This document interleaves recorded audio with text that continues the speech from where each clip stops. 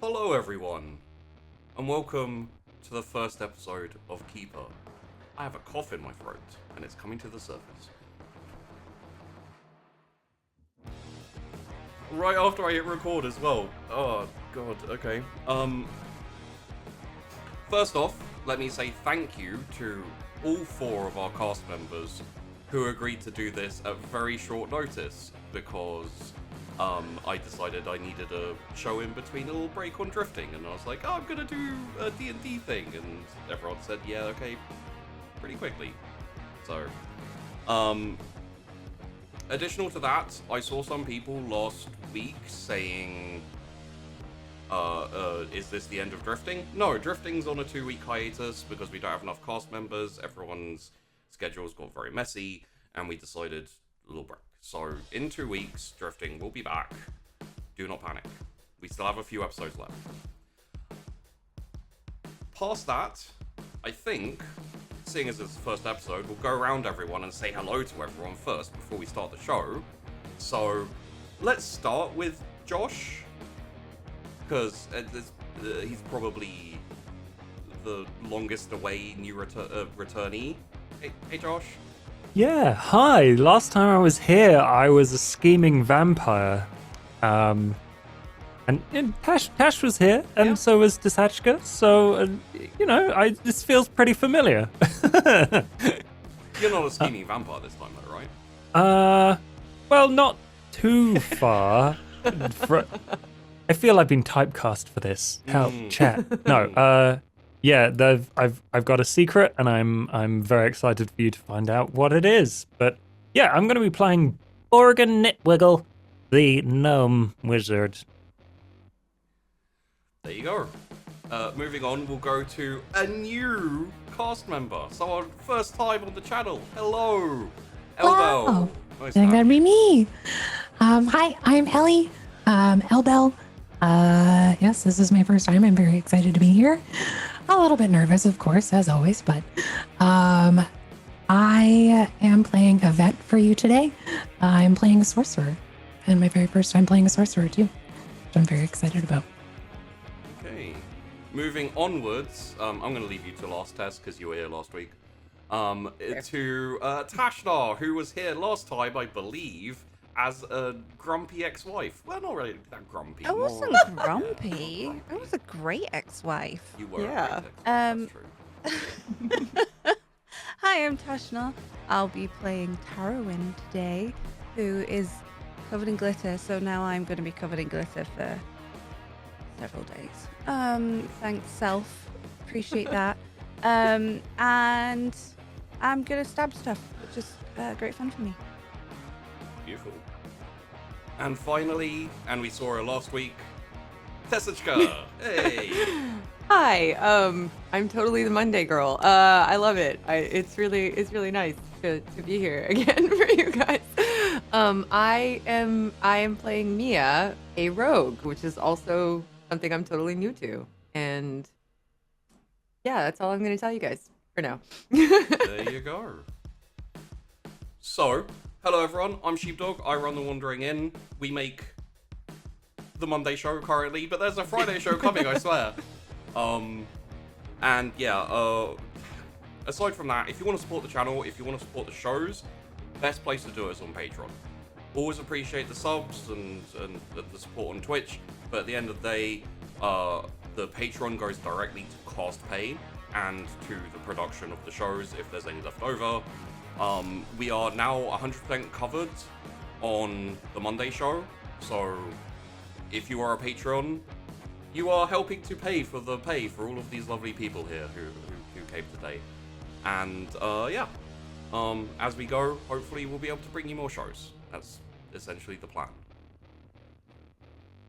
Have I missed anything that I need to do? First episode of a show, I'm always like completely out of it. If you want to, you could announce dates if you have dates for the Dragon.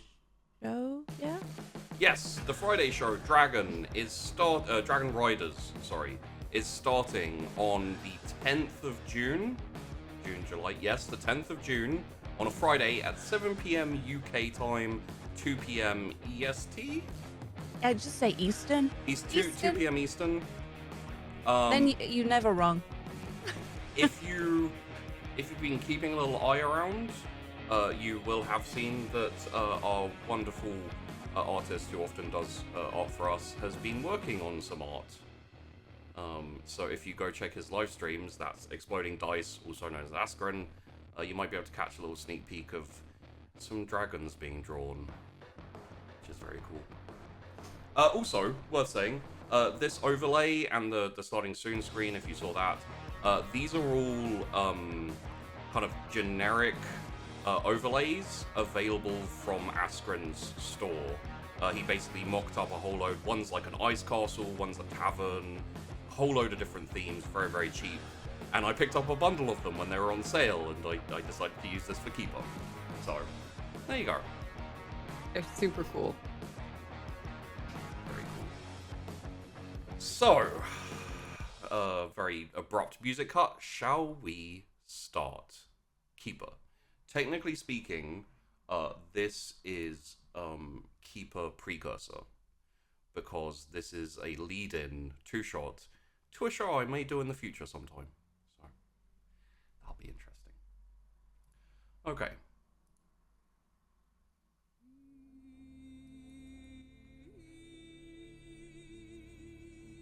So,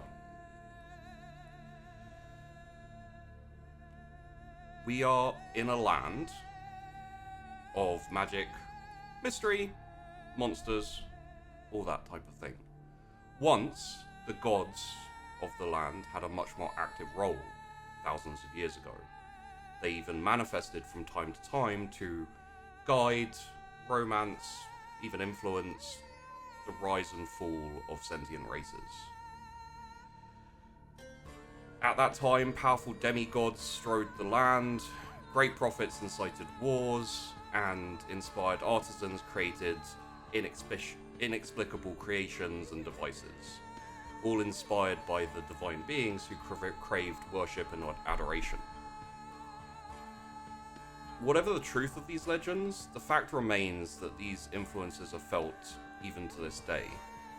Among the free city-states, which you can see on the map, around Mount Firebore, there is peace and prosperity ever since the defeat of the Dark Lord Malien a century ago.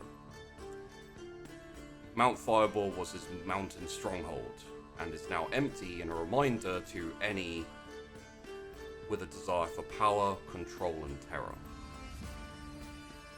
They can see what the price will be for anyone looking to conquer and subjugate good and free people. Nowadays, the free city-states are peaceful and prosperous. Truly, a beacon of radiant light shining throughout the land. Marvelous, spectacular, and inspiring. However, light, when it shines so bright, can blind those subject to it. And as we all know, the brighter the light, the deeper and darker the shadow it casts. So, we're going to start the story, if you look at the map, in Bastalan. Bastalan is the fortress city upon which all the other cities were based. Essentially, it was a bastion against the Dark Lord, the Dread Lord, and his mountain fortress.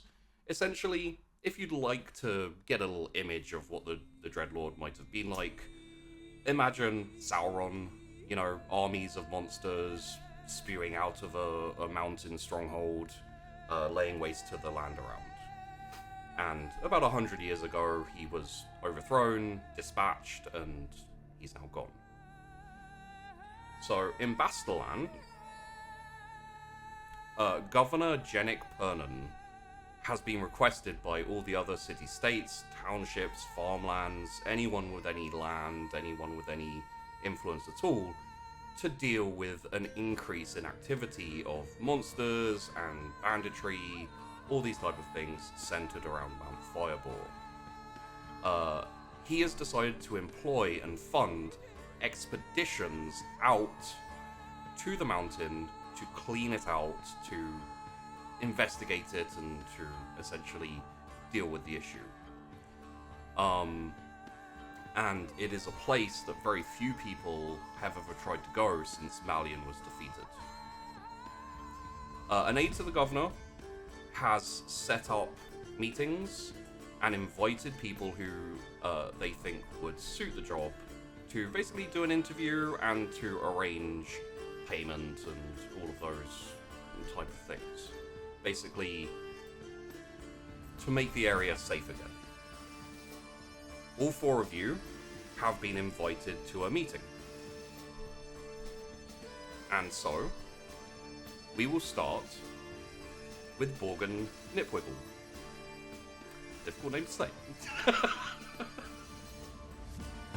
I find that offensive, but that's fine. You'll get used to it. So, Borgen. Currently in the streets of Bastalan, picked up essentially an inn room, just a room for a few days for the meeting. Quite cheap, easy. You're in a reasonably rough part of town. That's why it's so cheap. It's why it's so cheap. And you are headed over towards the meeting, correct? Oh yeah. Not wasting any time. Yeah. Probably feeling a little bit anxious that I am going to be late. Mm. Well, yeah. And finding the place is a pain. It might go the wrong way. Yeah. As you're going down the street, it's reasonably late. The sun's starting to go down. It's kind of sunset type time. Some of the lamps on the streets have started to be lit, and you realize that you're going in the right direction, but you kind of have to go around a whole load of main road parts, and it might be easier just to slip through a side passage or an alleyway. Yeah, I'm probably getting more and more anxious of the time involved. So yeah, I cut through a side passage, like a small street. Yeah. As you cut through the street, you kind of little morass of bits and pieces left there. You kind of move past them. As you're cutting through the street, a tall figure, well, tall for you at least, steps out of a shadow in front of you and kind of bars your way through the alleyway. Oh, hello. I don't suppose you know where... I crumple a piece of paper. I can't read that anymore. I'm headed to a meeting. Do you know where I'm the directions? Oh, sorry, friend. I was just gonna ask you if you had a light. Lights. Does it need to be fire? Yes, I'm afraid so. And he kind of steps forward. You see him reaching to his waist. Of it, I don't know how aware Borgen would be, but he'd be aware that this was dodgy and threatening. Yeah. I think I left one back at my room. Hold on 1 second, friend. I just need you to look at me for another moment while my friend comes up behind you. And you feel a sharp stabbing in your back as what seems, as you look down and see it protruding out of the front of you, you realize maybe it's a sword, but you're quite small, so it could possibly be a long dagger. Not again. And you feel all your strength leaving you as you hear the sounds of footsteps coming towards you, Hush kind of murmuring and muttering. You feel your life kind of ebbing away out of you as you fall onto the ground, and your vision starts to cloud, and you feel people rummaging through your clothing, get his stuff, yeah, he doesn't have much, just take the money and go. And then footsteps kind of receding out into the distance as you're left with your eyesight fading, dying in an alleyway. No. So let's move over to Yvette. Sitting in your room you've rented for a few nights. Sitting on the bed, kind of staring at this little desk. It's got like a candle. It's got it's been lit because it's starting to get dark now. It's got like a couple of bottles. It's got a really, really nice kind of silvery plate with, like some random assortment of little things. And you hear... So, are we going out again? Yes, we are going out again. And very soon. Wonderful. I can't wait to see what we can achieve together. I'm sure great things are in store for both of us. Well, we'll see, I guess. If you don't go now, you might be late. Maybe. They can wait for me. Interesting. Well, pick me up, and let's see if we can get there on time. Sounds perfect. And I would like to flip the coin. See if I can just spawn in the room. Okay. Do I know the address? Have I walked? I probably would have walked past where I wanted to go. You will have seen the place before, yeah. Give me 1 second. I don't have a coin on me. It's the one thing I didn't prepare for. He had one job. That is not true. Okay. So, what is it that you want to do? I'd like to spawn outside of where the meeting is. Okay. I have a coin. Okay. Heads or tails? Heads. Tails.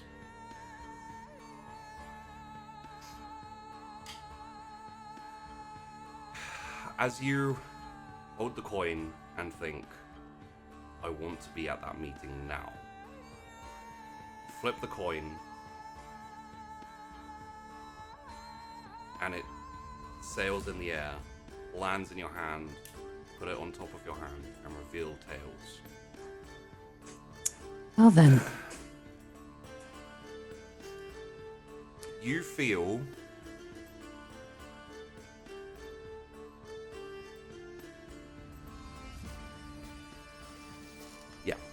you feel a pinch down at your feet, and like taking stock, you realize one of your toes is gone. that's gonna make walking a lot harder. I will Well, bandage up. maybe you should have guessed correctly, Yvette. It's the price I pay. I'll bandage up my toe and, or lack thereof, and start walking. There's no there's no blood. There's no, it's just Oh, okay. gone. Just gone. But Cauterized. Ready. Amazing. just gone. Great. But it is the price you pay. It is the price I pay. You can probably still get there on time, and I'm assuming you pocket the coin. I mean, you can leave it if you like, but you know what's gonna happen. No, I'll pocket it for now. Okay. Grab my other belongings and head out the door. All right. Mia. Got a little time till the meeting, and kind of feel like it's time for a change. As you step into a cold room at a graveyard. The gravedigger, the gravekeeper there, you're familiar with, you've done business with before, and as you walk in, tips his hat, says, "Alright, miss, if you'd like to step through, there are a couple of prime choices for you." Perfect. Thanks. I'll go ahead and step through, kind of rubbing my shoulders a little. Yeah. You have to stoop a little bit because the doorway's... It's a regular sized doorway. You're just pretty tall. And in front of you there are the bodies of 2 or 3 people who have died recently and are being prepared for burial. The one that stands out to you, very different from from yourself, essentially. Short, dark hair, very slim frame. Yeah. The other 2, one's a male, quite big and muscly and kind of, like fur. And the third one is just a kind of nondescript a woman, kind of mousy brown hair. I think I would step closer to the first one you mentioned, the small dark hair one, just to take a closer look, but I have to kind of be careful moving around everything because I'm big and it's not a very large space. Yeah. So I kind of walk probably up. Probably Kind knock over like a tray of Yeah. something. Not used to. Yeah. So I think this one should work just fine. This one? Better. Yeah. Right, you're a mum. And we fade out as you reach towards the body. Tarwin. You're in your room. You are not in a hurry. We're in a hurry. Preparedness. Because you actually went to the meeting room a couple of days ago, where you're due to meet. Do you want to do a little bit of an intro on Tarwin, like who and where she, like who she is? Sure. Thanks for that. So I'm actually not in Bastilian at all. Oh, you're not? Okay, No, I don't need to be over there. that's true. I've travelled along to Karen. Carrion? I don't know, all these villages sound the same. Okay. And quite comfortable. Vaguely starting to get ready to head over. Need some shoes. Yeah. That's about it. It's not a big deal to get over there. Making sure all the glitter is... I've got my favourite brush, so I need to make sure a second brush is useful. And pretty soon I'll... need a snack before I go. It's true. Gonna see what's in the cupboards.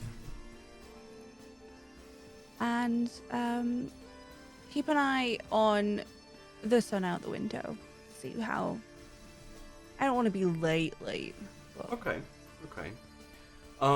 Yeah, it's it's probably a good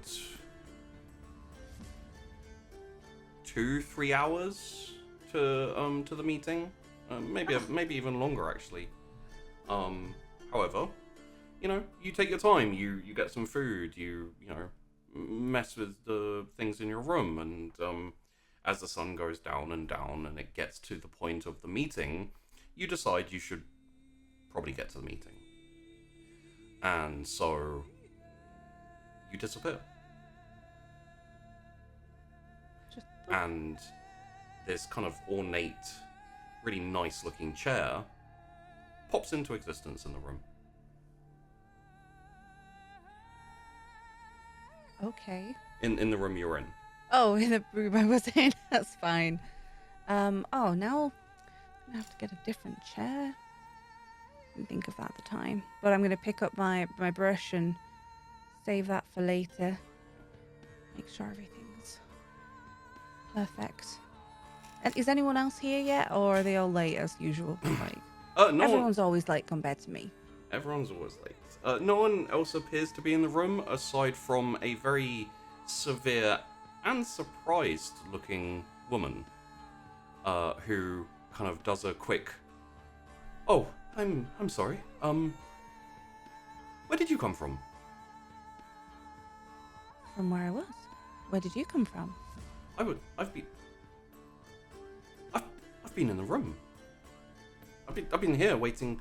Sorry, are you here for the expedition meeting? Oh, yes, of course. Good. And looks down. And you are Oh, I'm Tarwin. Hi. Carolyn. Okay. Sorry about the glitter, but not sorry because it makes it look great in here. So really, if you want some more glitter, I know a guy. Wasn't there a chair there? Somewhere, it's where I was now. It's fine. There's more chairs. Look, there's like at least 3. Right. Okay. Not to worry. Not to worry. Okay. And as you kind of, probably look around, get yourself acquainted to your new surroundings. I'm gonna sit in one of the other chairs. That's my chair now. Yeah.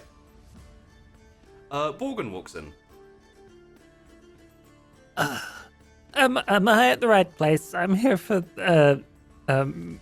expedition to Mount Thingy. Firebore? Yes. Yeah. What is your name, sir? Bargain Nick Wiggle. Borgen. Pleasure to meet you. Yes. I have you down here. Please come in and take a seat. Yeah. Are you wonderful. okay? You're Oh, yeah. It's my blood. So don't worry. I actually turn around and I cast mending on my cloak Okay. to get rid of the giant knife hole in it. Yeah. These things happen sometimes. Do they? Oh, okay. So- Well, do have a seat. I believe the rest of our team is will be here shortly. Maybe like a couple of minutes pass, and Yvette, you walk in a little, very minorly unsteadily because you're getting used to your new balance. Hello, are you here for the expedition meeting? Hi, yes, Yvette. Yvette Surfscour. Nice to... Yes, you are down. Please have a seat. We'll get started very soon. Thank you. Thank you. She trips a little as she's walking forward. We've apparently And been sits down. remodeling. Just being careful. Hmm. Maybe another minute passes, and a short, dark-haired, very petite woman walks in. Mia. Hello, I'm here for the meeting. Oh, yes. And your name? Mia? Mia. Yes, Mia. Very good. Please come in. All right. So, and she kind of makes a few notes and scribbles. Good, and sets it down. I kind of frown at her, but move on. As you may or may not know, my name is Atala Fadi. I am the governor's aide. I have been asked to assess and provide funds for expeditions to Mount Firebore. As I would hope all of you are aware, Mount Firebore used to be the domain of Dark Lord Malien. Long gone. 100 years plus past, but his domain is still occasionally causes troubles for us. And recently we've had multiple mini excursions of bands of roving fiends and whatnot, and we just need people to go in there and clear it out so that we don't keep having this problem.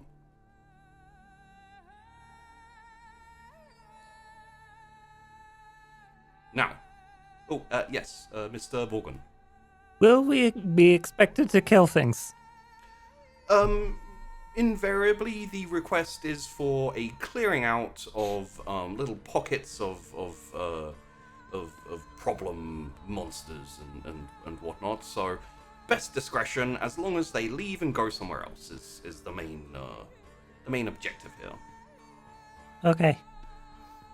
But I would say invariably, yes. Will we be fighting the environment as well? Are there likely to be traps? Oh yes, most likely the Dark Lord Malien loved to populate his domain with all manners of nasty tricks and things like that. So you will most likely need to deal with those. But Surprising they haven't taken out the monsters. But alright. well, the good news is that you all have been gathered here because you possess certain abilities, certain unique attributes. So, with that in mind, if you would not object, and seeing as you are all, if you agree, going to be working together on this endeavor, could you please show us, give us an example of, explain what it is you can do, what your utility will be, and what we are paying for. Okay, well, I'll go first because I was here first. So I'm a brilliant archer, brilliant gymnast, mediocre performer, and also I can, if I've visited somewhere before, I can visit there again within seconds with my trusty paintbrush. That's a neat That's how I trick. got here, with the stabbing of the chair, and the chair swapped with me, and now I have my paintbrush back. So you can swap with something that you have embedded your brush in. Yep. Could would you with if I hold it would it work? You don't get to hold him. Okay. I'm just gonna stab her a little bit. You're gonna stab her a little bit? It has to be stabbing. Okay. Yeah, she has like her hands down on the table. Would you just like to? Okay, I'll show you if you like. Oof. Ow. And I'll just sort of Take a couple of bounce steps over back. to the other side of the room, like I'm excited. Yeah. And then I'll just. Is it necessary to Yep. impale? Everything's necessary. Okay. And I'm just gonna swap with her because I want my paintbrush back. Yes. Instantly, the severe-looking woman is on the other side of the room where Tarrowin was, and Tarrowin's sitting there on the desk. And I'm gonna put my feet up on the desk. Feet go up on the desk. Yep. And the severe-looking woman kind of she's looking at the other side of the room and just like, oh, Ta-da! and just so you know, the brush does stay embedded until it's either been a long while or you essentially call it back to your bag. So, That's a neat trick. Yeah. brilliant. Certainly is. And the person's still alive. Very impressive. Still alive. What? Yeah, I mean I have other arrows for that. Fair Oh. point. Have you considered the teleportation spells? Why? I don't know. Maybe you wouldn't have to stab things then. But I like stabbing things. Where's the fun in that? That's a fair point too. Part Stabbing of can the be highly charm. enjoyable. Stabbing is not a good thing. Can be when I it's just- someone else, of course. Agree to disagree. Right. We'll discuss morals later. And she like moves between you all back to the desk and kind of like knocks your feet off the desk and says, "Do you mind?" Go ahead. My seat, please. I'm gonna go back to my... Thank you. And she sits down and says, well, that's very heavily useful. A family heirloom or, okay. It's none of my business, just curious. Who'd like to be up next? Can I just... I imagine all of you would notice that Borgard's like, you know, in class when you don't know the answer and you desperately don't want the teacher to pick you, it's just like... Morgan shrinking Yeah. beneath the table into the back of his seat, waiting for someone else to go. Anyone? No, that's okay. That guy. Mia, did you have a thing? Well, all right, sure, fine. I can't really show you because we'd have to have someone dead here for that, and I just picked up this body and I kind of like it. Oh. But basically, I can swap, kind of like she can swap, but the person has to be dead, and I completely take on the look and memories and skills and everything of the dead person. Oh, that's useful. Yeah, I'm kind of a chameleon like that. How do you go back? I can't. Oh. Yep. It's permanent. Well, it's permanent until I get the next body. Yeah, you know, it started quite some time ago. I actually don't even remember what I originally looked like. But I'm a rogue also, so you know that comes in handy. Right. Traps and I don't know how thoroughly explored the stronghold is, but I'm sure you'll pick up your own share of treasure, booty. There might be stuff there. Of That course, might be fun. under the contract, you'll all be perfectly welcome. Anything that you find is yours to do with as you will. That includes any dead bodies, right? Because I mean, I like this one, but if I find one that's better, you know. I would feel uncomfortable writing up an extra clause to the contract saying you can have any dead bodies you like, but let us Leave it say vague, an the oral wording. agreement that within reason. It doesn't give you allowance to go and stab someone in the streets and then take their body and Only in self-defense, Oh, of course. Of course. Usually, I collect the bodies after they've died for some other reason. You know, the stabbing is only fun if it's mid-combat, part of a good fight. Right. You know. I'm gonna say an aside to me, like, if it doesn't say not in the contract, there's a workaround. That's a good point. Negotiable. Borgen, Yvette, and yourselves? Is anybody thirsty? Glass of wine, maybe? Sure. Yeah.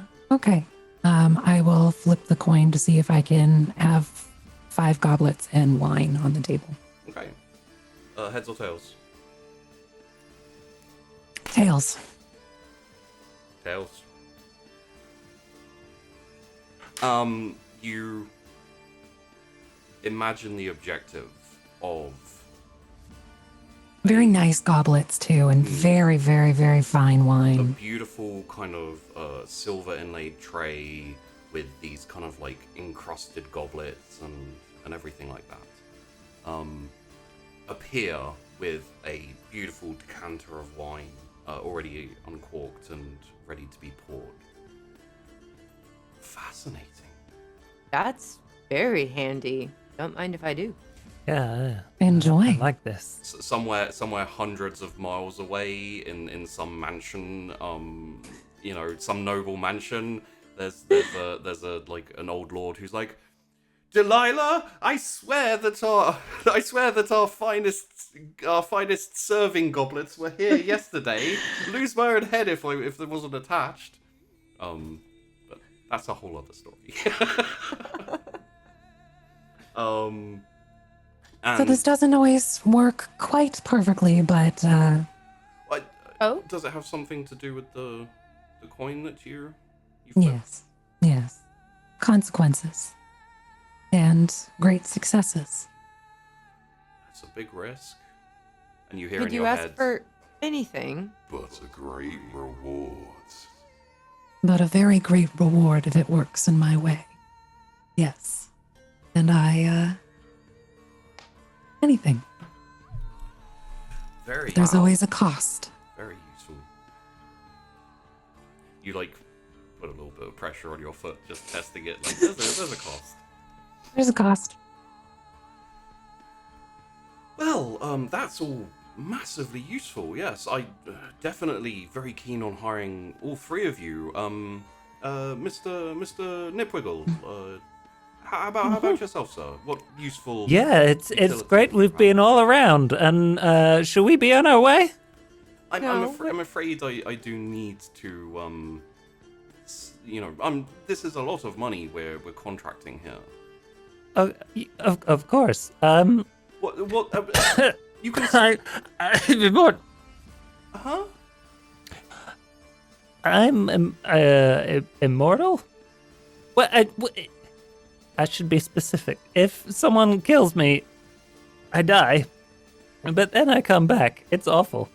Oh, That's the blood, I'm imagining. that's where you have your Blood? own No. blood. Oh, my blood on yes, you. my blood.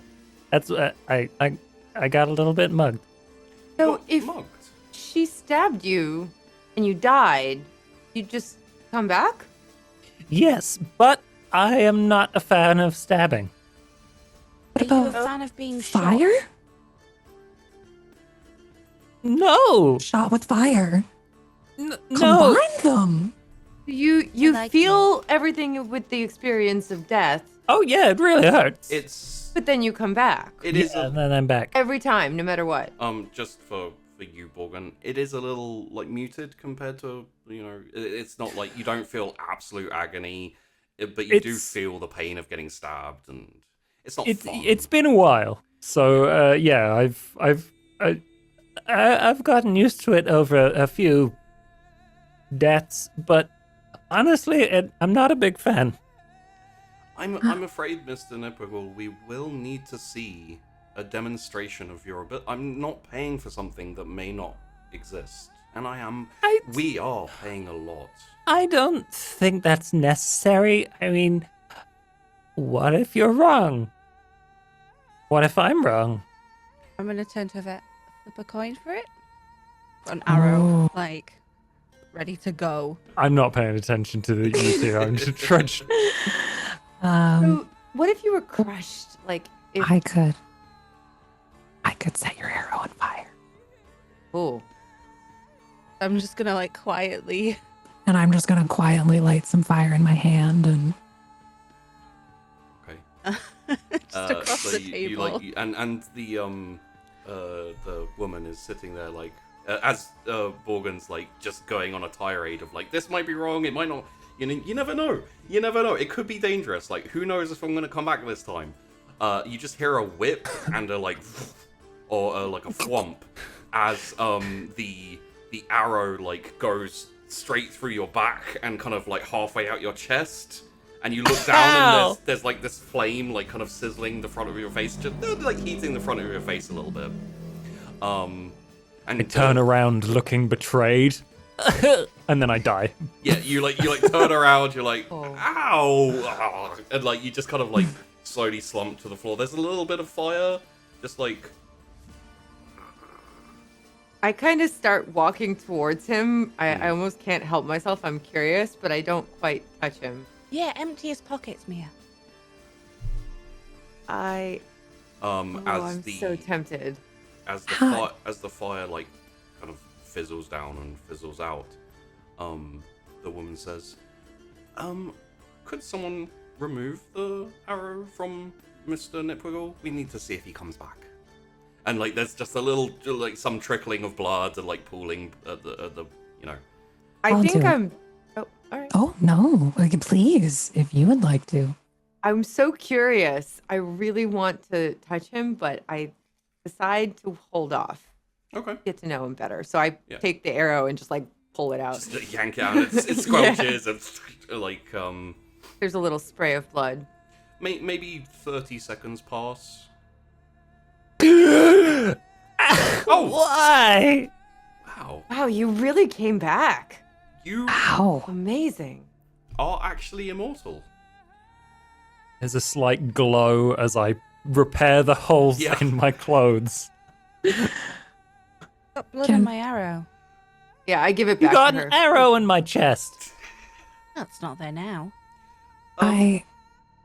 Can I prestidigitation? I never know how to say that word. The blood Prestidigitation. off the arrow and the blood off of his shirt. Oh yeah, absolutely.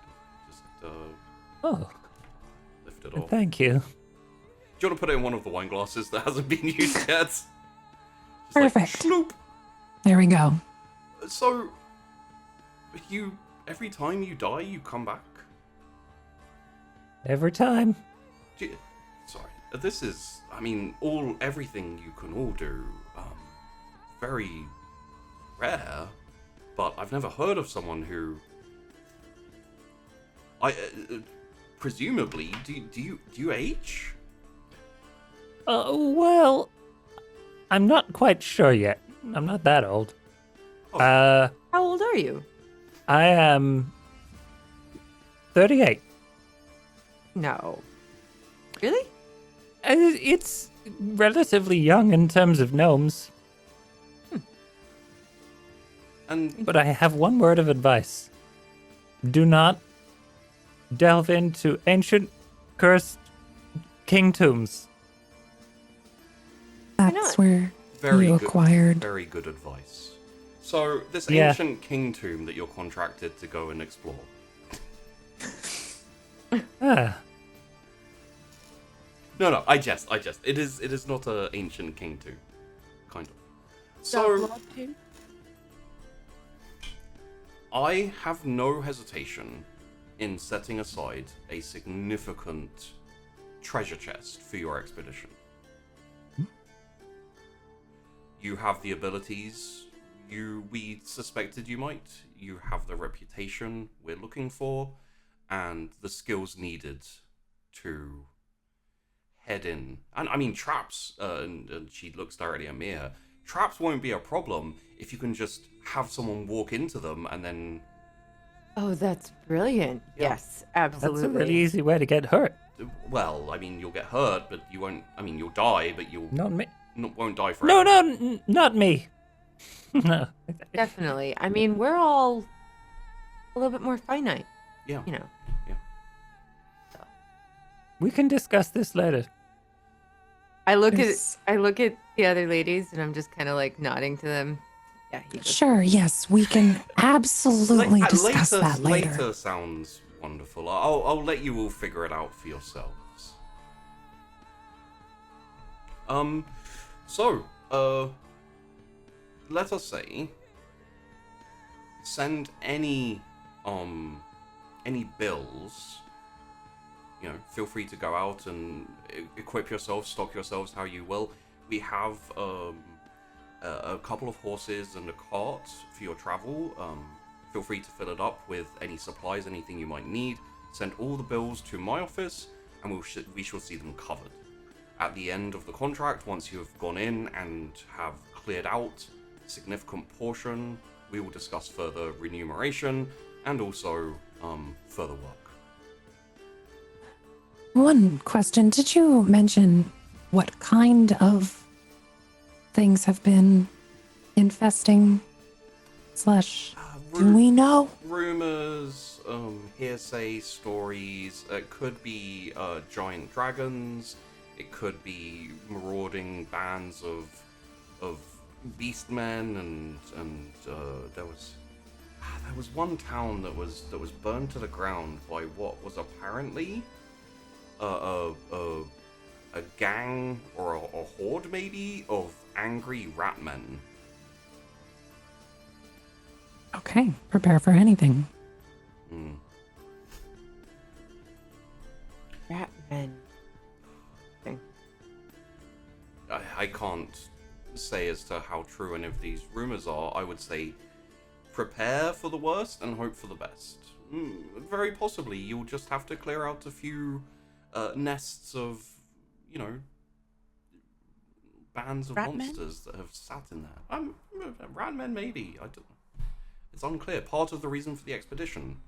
If more force is needed, we can bring that to bear, but if small groups of specialist individuals like yourselves can do it, it will be cheaper, it'll be easier, and we won't need to raise a force of armed fighting soldiery. Haven't done that here for 100+ years. Okie dokie. Understood. So, are there any further questions, any thoughts, any worries? Aside from the whole being killed by traps part, Morgan. Very well.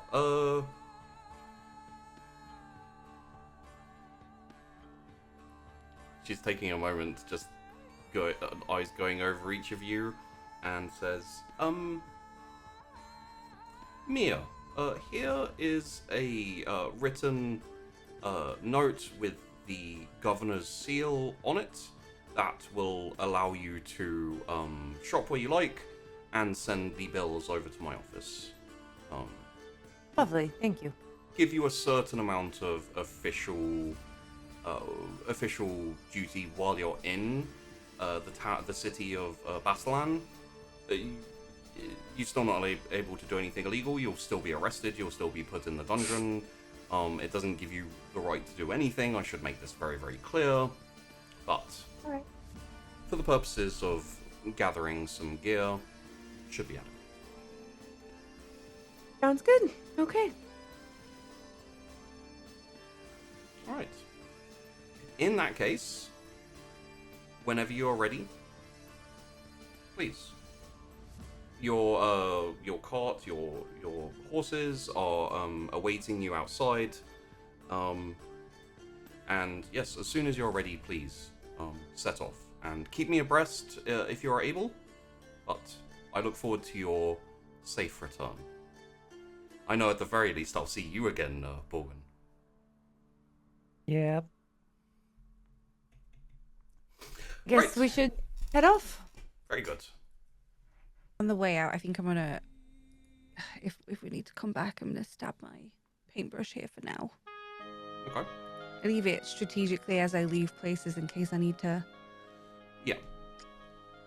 I'll see you soon. Can you call that back if you don't feel like coming back here? Oh, that's easy. Yeah. Oh, very nice. It is. Don't move this. Like at the woman. Won't touch it. And you'll all see this, this brush.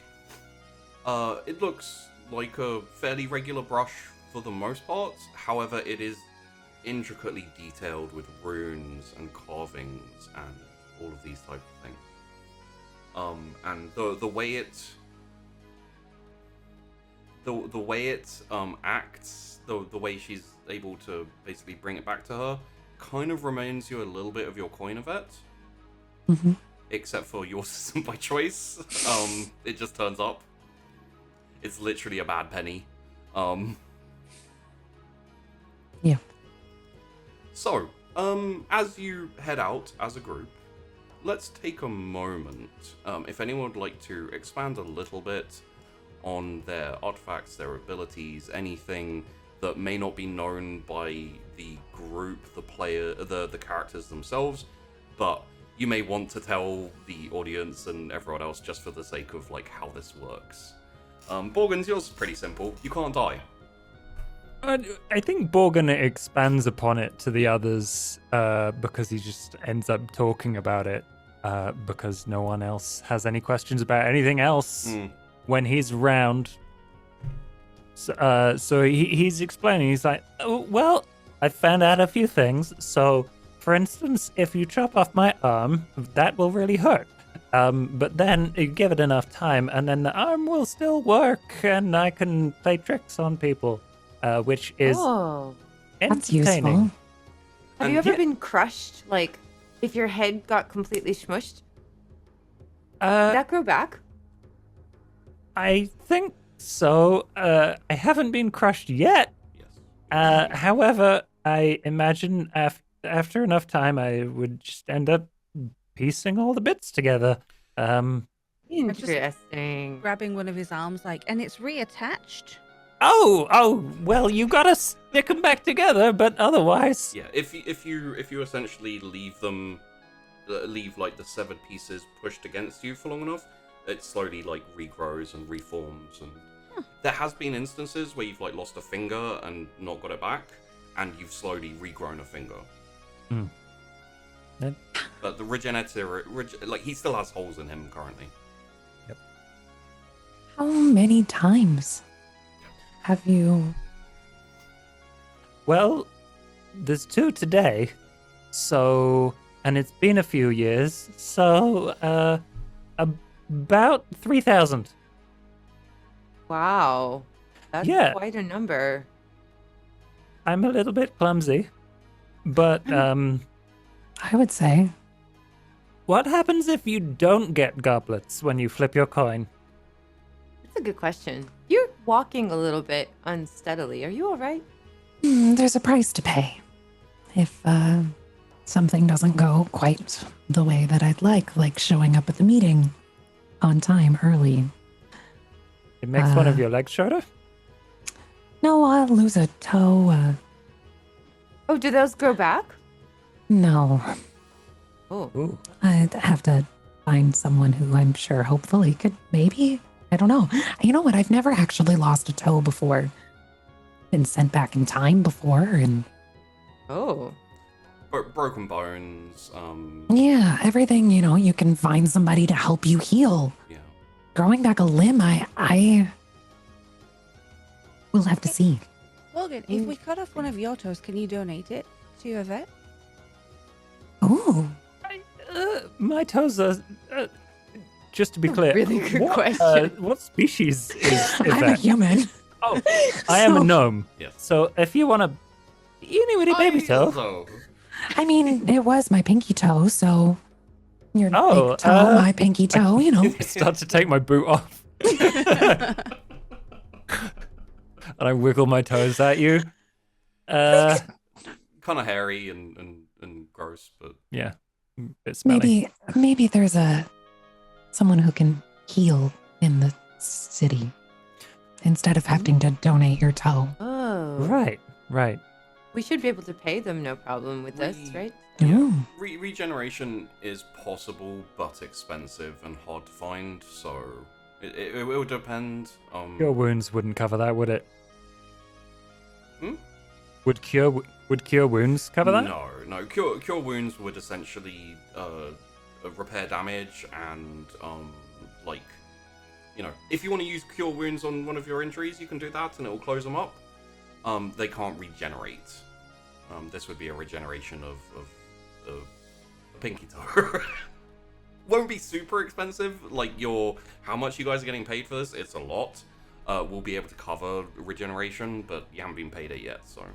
I do want to have a look over that contract and see what specifically we have not been told to do or not do. I hand it to her and just kind of look over the items she has on her and I'm like, so the paintbrush just stays there and then whenever you want you can call it back to you? So, I can swap with whatever it's stabbed into. Or I guess placed on. Where's the fun in that? Yeah. Or I can recall it. So that's how I got here so quick. Didn't have to rush. Can you Really swap nice back? grey. Yes. Yeah, I mean it's fine as long as it's opposite.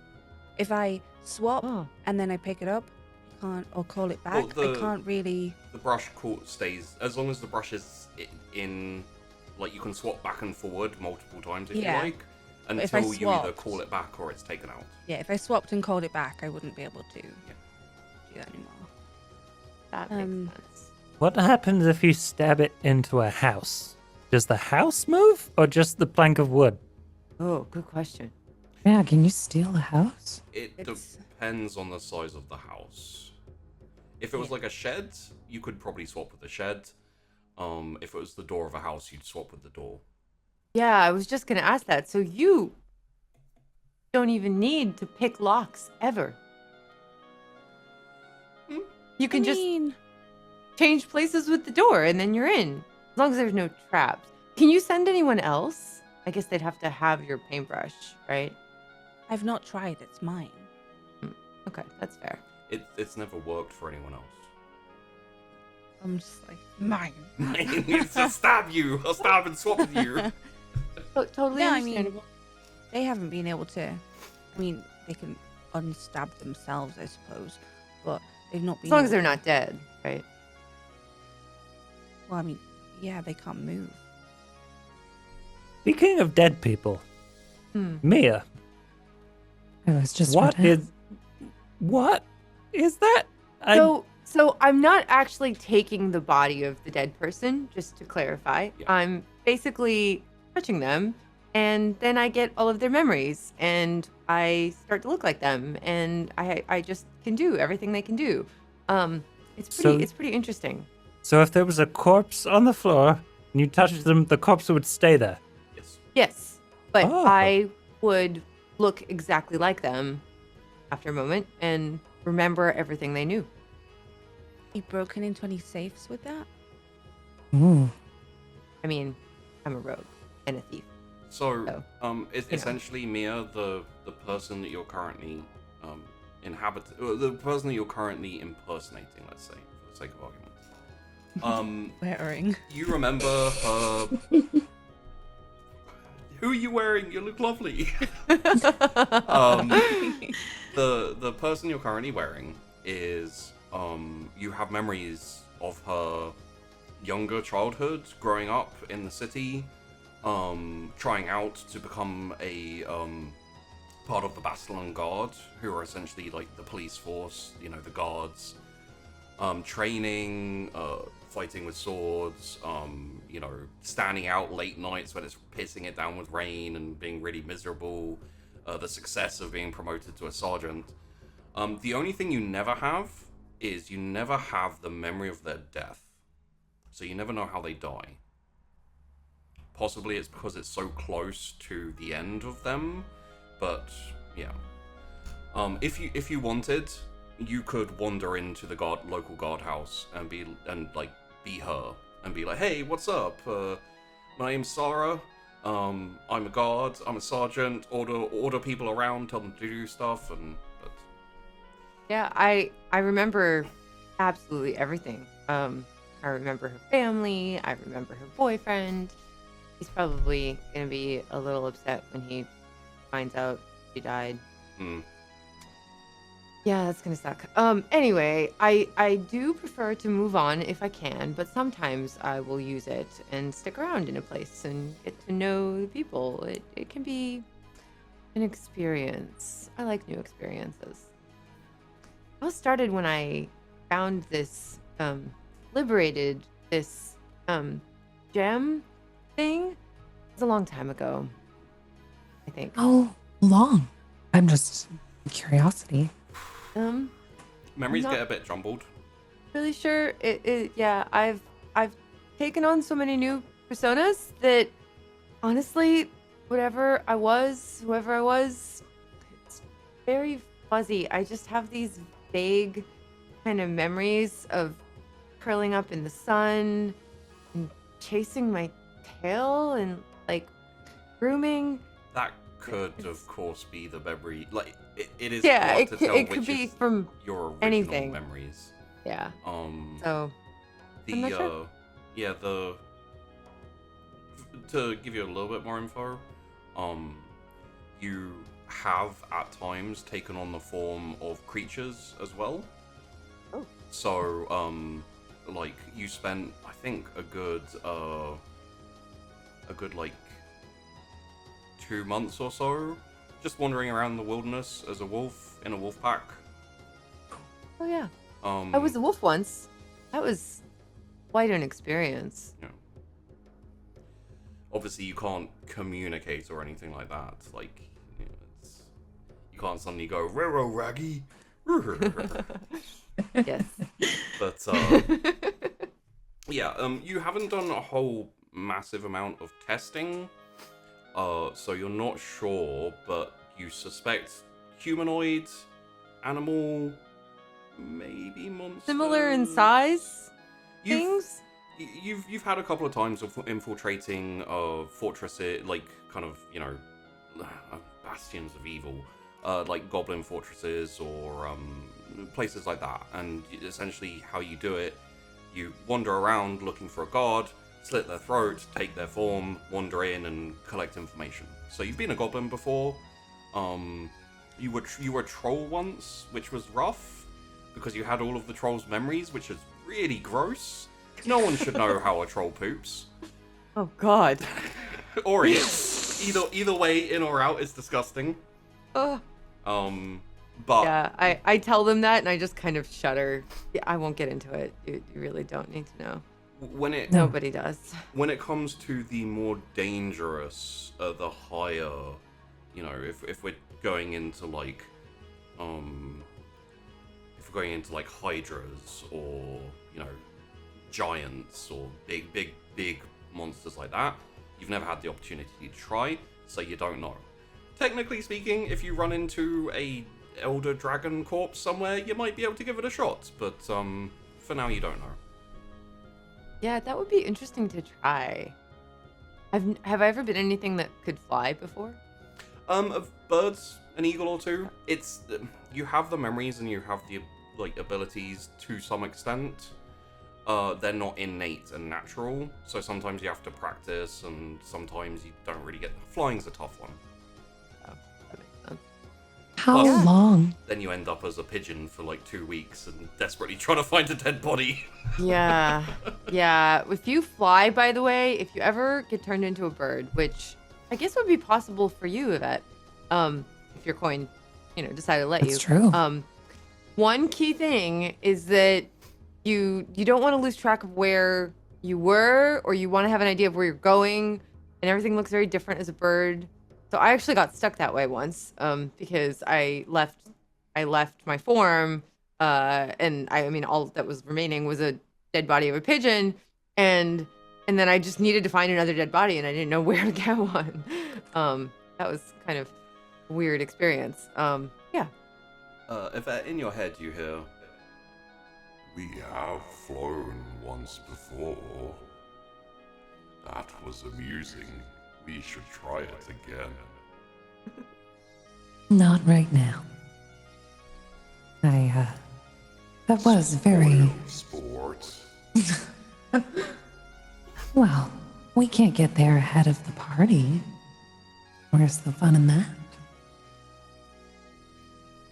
Well, we could get there ahead of the party and clear it all out ourselves. You just have to be willing to risk a lot. Mm, and the voice goes quiet. We're all just kind of looking at her because she's I'm been, just smiling. Like you're like, fall. You don't hear anything. I'm just Her sitting there eyes like, are slightly unfocused and like. kind of glazed over. Yvette, you there? Yes. Yes. Sorry. I'm here. I hope your toe's not hurting too badly. There's no pain. There was no pain, no blood. It was It's just a gone. little bit of pain, but you know, just gone. Interesting. How long does it take you to reanimate or not reanimate, Take on but a new form? take on a new yes? Not really Like sure. a minute, 30 Not seconds. very long. Pretty quick. So both of you can do that fairly quickly. Yeah, pretty much. Depends on the death. Okay. I think that's good to know. What's Is the it most horrible to- interesting death that you've had? Oh, I don't like talking about it. But there was one time when it was very early on. I was escaping the tomb of an ancient king, and there were several trolls blocking the entrance, and well, they'd made a big pit, and I fell down the pit, and it wasn't too bad, except for the fact that they're very stupid, and they fell on top of me, and I was there for several days, and it kept collecting more and more trolls, and each time one fell in, I got crushed. It's You died of being crushed a couple of times. You died of Oh, so thirst you have and been hunger smushed. twice. it was less being crushed, more Suffocated?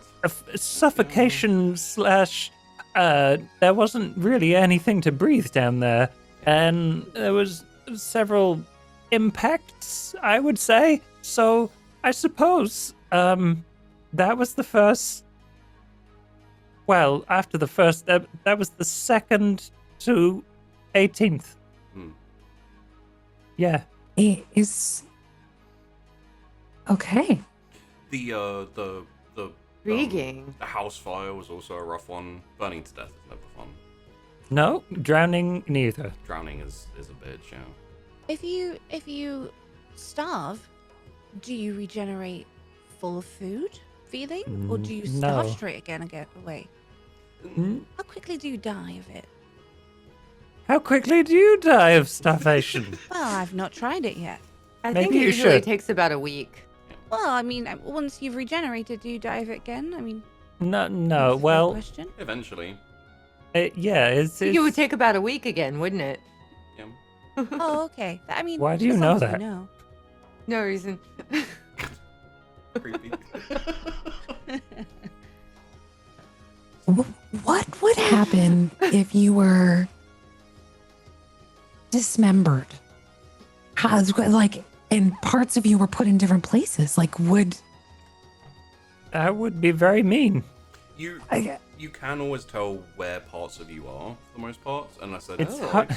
It's hard to find bits if they're like properly squished and tiny. But if it's like, a leg, I could eventually find my way there. So if we wanted to follow someone, could we like break off a finger and stick it in their pocket, and then you'd be able to like follow them wherever they go? that's No. really. But you wouldn't- said you. It wouldn't be useful for tracking. It's It would be useful for they might be in this direction possibly. it's useful for finding them eventually. It's more of a curse than a tool. Okay. It's like unless it disappears or burns up or something, it's more of getting reunited, unfortunately, with the bits of you. Okay.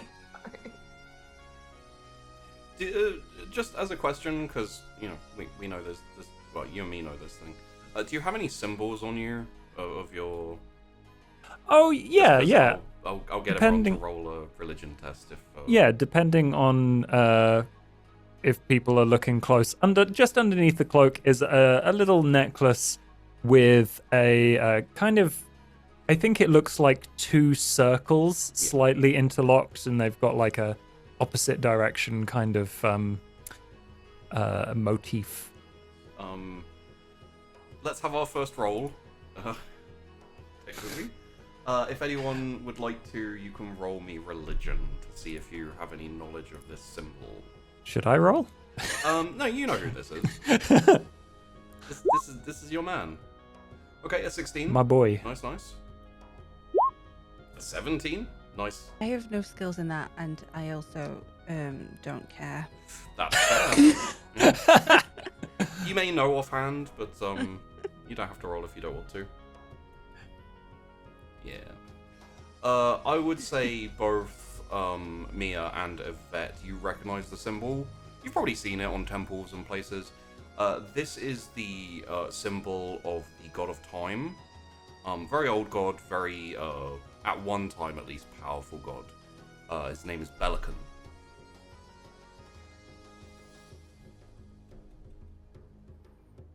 God of time. Interesting.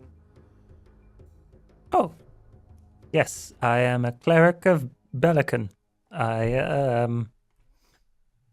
Well, I've not heard his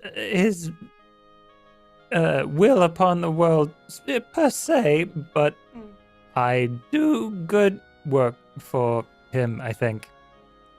What exactly do you do? I bless things, I pray. Dear Belican, do I pray? And I spend a lot of time healing people that need it, and also myself. We do a very quick flash sideways to another time where Borgen was praying, where he's like running out desperately away from like slavering lizard folk and things like that, and he's just going, "Oh god, oh god, oh god, oh god, oh god, oh god." Prayer takes many forms.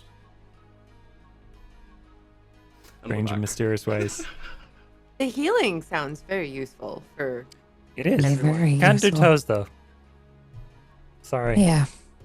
Oh, we'll figure that out. Well, yeah, maybe we'll make a bunch of money and you'll be able to get your toe back.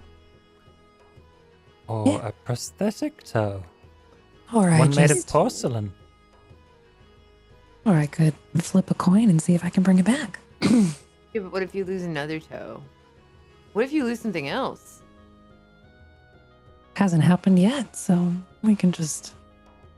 Everything has a cost, but oh, the magic. Ah, So, you guys haven't really asked Yvette about it much. I'm going to ask for the sake of a little bit more explanation. What does that coin do exactly? So I can either. So if I think of something, if I want to, like example, I wanted to show up at the meeting. Yeah. I can flip the coin to succeed on whatever I'm thinking. Yes. You envision an action, and then and it envision either an action. happens or you get a backlash. Yeah. Depending on if you're right or not. Here's the coin. It's a £2 coin because that's the one I found. It has a heads or tails, and at any point as we go, Elle can say, "I envision an action." Flip the coin. Depending on how difficult it is and how like impossible or crazy it is, if Elle guesses right, or if Yvette guesses right, it will happen. So, for example, Yvette could say, "I don't like that mountain, I want to move it out the way." She could flip a coin, and she could move a mountain in an instant. Do you However, know- the backlash for that would be pretty ridiculous. Do you know what the backlash will be before you? No. It's part of the risk. There's I have some ideas of what can happen, you know. Sadly, we lost my father to we come from sailors and fishers, and he had a really big, large fish on his hook, which Pirates and corsairs and rapscallions, smugglers, generally bad people. the fun side of things, but The fun side. and There's a moment where Yvette like disconnects again and like just stops talking and kind of like cocks her head. You were saying about fishermen? yes, we did unfortunately lose my dad to a bad coin toss. He tried to reel in what he thought was a large fish, and it was a shark. So he paid with the shark getting a lovely, tasty treat, reeling him into the water instead of the other way around.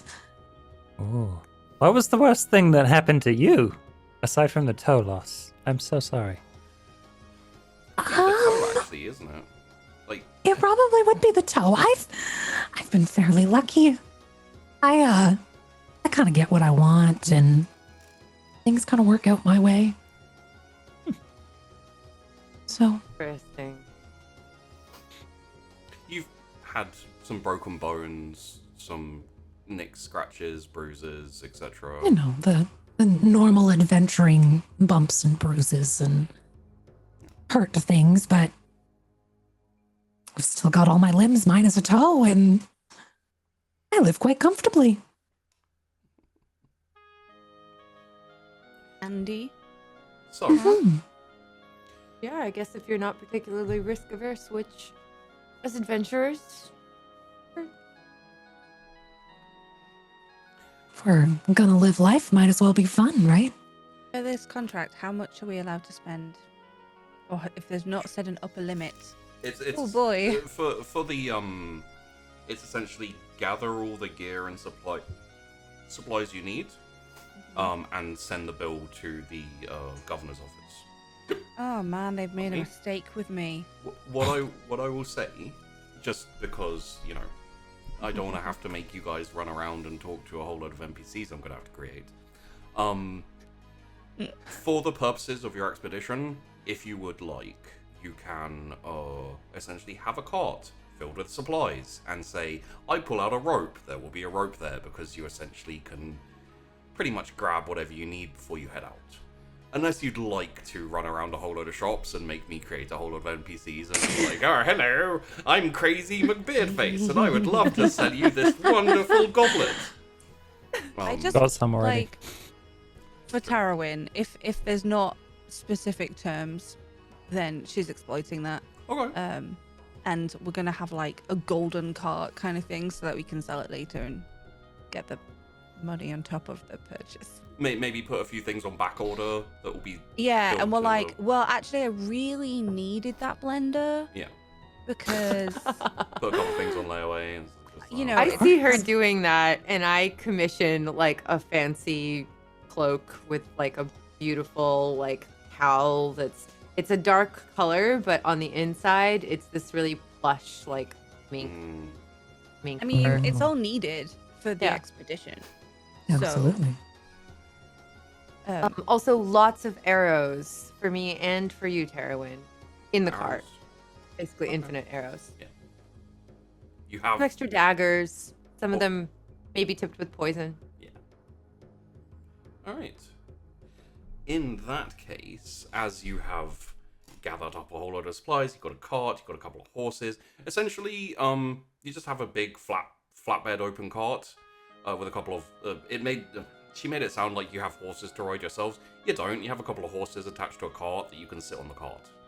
So...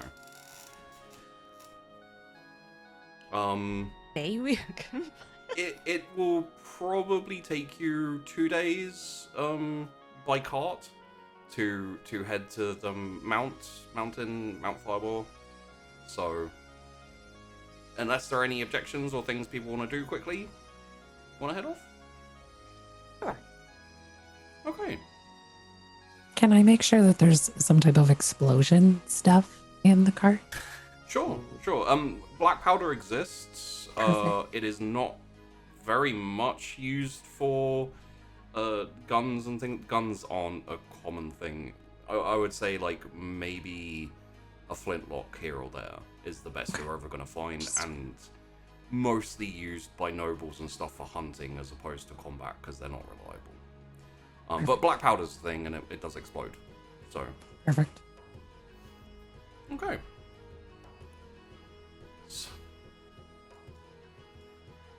I just saw one of the comments that's like, the adventurers depart, followed by a train of former merchants bought by Tarawin. It basically bankrupted the city. This is why you Yep. have to have specific terms in contracts. If you have a half elf in your party. So, heading off down the road, you will essentially pass by what is mostly plains in this area. There are clumps of trees, little thickets of underbrush and stuff, but it's mostly quite open. Quite a bit of farmland and small villages and towns you kind of pass by, you can see in the distance, but they're not on this kind of like main traffic road that Let me double check this here for a second. Yes, no, it is not a main traffic road. You're heading off through more of a dirt path, I would say. Heading up towards Mount Firebore. So...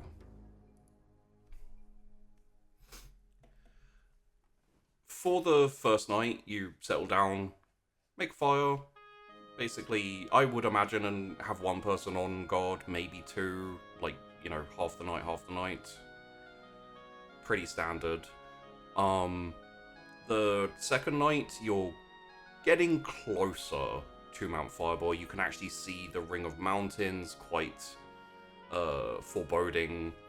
But you settle down outside of the ring, just kind of like, you're now in an area of, you're now in an area where there are more danger. Essentially, away from civilization, you know, you've seen the last of the farmland, and some of those bits of farmland probably a little bit scoured, probably a little bit run down, just because of raiding parties that come out from the forest, that come out from the mountain, and even from the kind of desert, rocky area up north. Because of how the Dreadlord, the Dark Lord, was defeated, there hasn't been any organized or concentrated, for lack of a better word, evil in the area for quite a long time, which means that people have gotten used to peace and prosperity and just kind of being happy and just doing their own shit. So there aren't as many patrols, there isn't really a standing military or anything like that. People mostly get by with guards and just doing everyday life. There's still adventuring parties, there's still, you know, especially if you go deep into the forest where it starts to get cold and a bit more dangerous, you'll find, you know, some dark, deep monsters out there, but no one heads up that way anyway, so that's fine. Aside from a few adventurers who quite often don't come back, actually. So, on the second night, I have a question. Would anyone step off for a moment? You know, off by yourself, going off anywhere. I will also get everyone to roll me... Sorry, I didn't mean to press that. Oh, no problem. Let's go with a perception roll, I think, when you're on guard and when you're doing things. Good perception? Yes, please. I don't see anything. 6, Or 8, very 8, little. 6, Me 7, 15. neither. All right. We're talking too much. I do also have dark vision, obviously, is it? Yes. I would say that Borgen, is it safe to assume you kind of always assume you're being followed, or a little bit paranoid in general?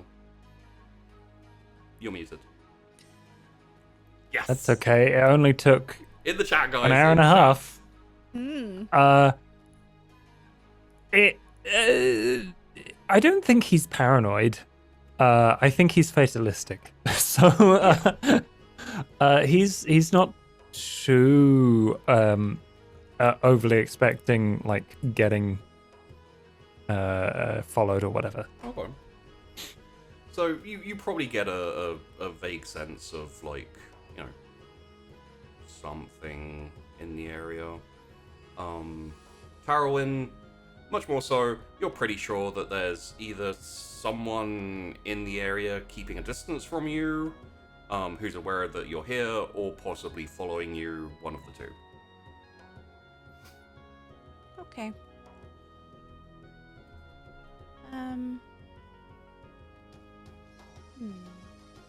Trying to decide how bored being on this trip. How entertaining it's been. Not very entertaining. Pretty just like Yeah. trundling on a cart, having random conversations. Is there any one of us on guard at any point, or two? It's down to you all and how you... One of the impressions I've picked up is that, in general, you're all quite confident in your abilities and in yourselves. I feel like possibly you would go 1-on-1 guards, and possibly only Borgen would complain, disagree with that. Yeah, because I'm gonna go see if it's a nice follower who wants who's following us because we're so famous. And if not, then I'm annoyed Okay. by that. I think So you just kind of I'm just gonna go over and see what. going out by To yourself, go look like for them. going to Yeah. see for signs. Okay. I think, yeah, when Tarawin just goes off, I'm like, oh, but there's someone out there. And I'm just kind of caught in like this awkward, do I tell the others, do I go with? And I'm just kind of stood there paralyzed with Yes, I indecision. Survival, please, Tarwin. Okie dokie. Essentially looking for signs of where they are and where you might be going. 13.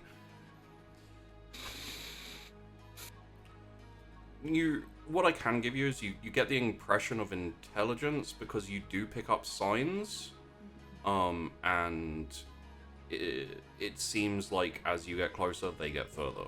So it adds to the possibility, to the likelihood of being followed, and it's not likely some wild animals like some wolves or something, like seeing if you're gonna suddenly drop dead or whatever. It's not someone who wants to meet us just so we can, perform our routine or anything. So that's disappointing. Okay, so now I know if I see anyone, I'll shoot them. Okay. Aside from that, just everyone carry on. Okay. I'm gonna be keeping more of an eye out now Yeah. that I know. Yeah. I definitely tell Yvette and Mia, like, Tarawin's gone off, and I don't know where, but there was someone, I think, following. Was she aware of this? I hope so. Maybe we should go look for her. We definitely could. All right, why don't you go first, Morgan? We'll just be right behind you. Oh, You look! lead the way. There, she's coming back. Oh, what? Who? Hi. Where'd See you any- go? Well, there was someone following us. So I went to go see if they wanted a performance of a type. Oh, did they? Apparently not. But if I see them ever, I guess not again, they'll have a different kind of performance with my bow. So what you're saying is you didn't actually see them? No, but they're definitely there. Who could be following us and why? I mean, we have a lot of money right now. That's true. We do. You have a lot of gear. You don't have a much lot of money. it's like a lot of Valuables. Valuables. resources right now. Yeah. How far back were they? Oh, I don't know. What, like half an hour? Okay. Normal standards. They kept going I further guess- away though, so clearly it's not they don't want to be friends, I suspect. Going off what you could track, you'd say more than one person. Could be a few, could be 10. You can't really tell by There's a what you few got. of them, but it's no big deal. If it comes to it, it'll be resolved. Okay. All right. Not going to actively pursue or just be more alert, essentially. Well, I think they know that we were onto them by if they've avoided me going to look for them, they know that they know that we know they're there, so they might back off or they might not. But they don't know that you know that they know that you know. True. Yeah. Pretty obvious stuff. In that case, the next thing that will probably happen is on your way to still on the cart, still on the road, at a certain point in the distance you see a man kind of stumble out of the underbrush. looking a bit disheveled, looking a bit kind of like, oh, poor me, and kind of puts his hand out and waves and says, hey, over here. There's a person. See him. Hey, sorry, would you be able to lend me some assistance? I've been hurt and accosted by savages and That's too bad, and I'm gonna whip the hole. you're going to Run him down if he doesn't move. run him down? Wait, no, Tarwin, what the? It's like, oh shit, what? Is Wait, anyone don't- stopping this, or is this just gonna happen? All right, I can't. wait, Yeah. we're Doesn't Borgin normally do this kind of thing? I mean, it shouldn't take very long. Well, Yeah. we don't know how many there were earlier. Do you want to get shot from the tree line? Have you stopped the cart, or are you just having No. this conversation as you're running him down? I mean, Oh, all right, you might be right. You might be right. I'm We'll not just go stopping. around him. Yeah. So I he nudge kind of- the horses. He runs out of the way as Okay. the cart bears down on him. He's like, dicks. Just head back to town. Someone will help you. I'm We have a job to do. It's like a 4-day walk. As the I'm cart's very going clearly by, injured and in need of help. Stop! I can help him. Oh, all right, fine. And I like pull back on the reins. It'll be quick, Taryn. Don't worry. can Right? I roll an investigation check to see if he's being truthful? I Or- would say, without like stopping and looking, it'd be like, it's suspicious, especially seeing as you're being followed. Yeah, let's go take an insight, but take us the disadvantage on the insight because it's, you know.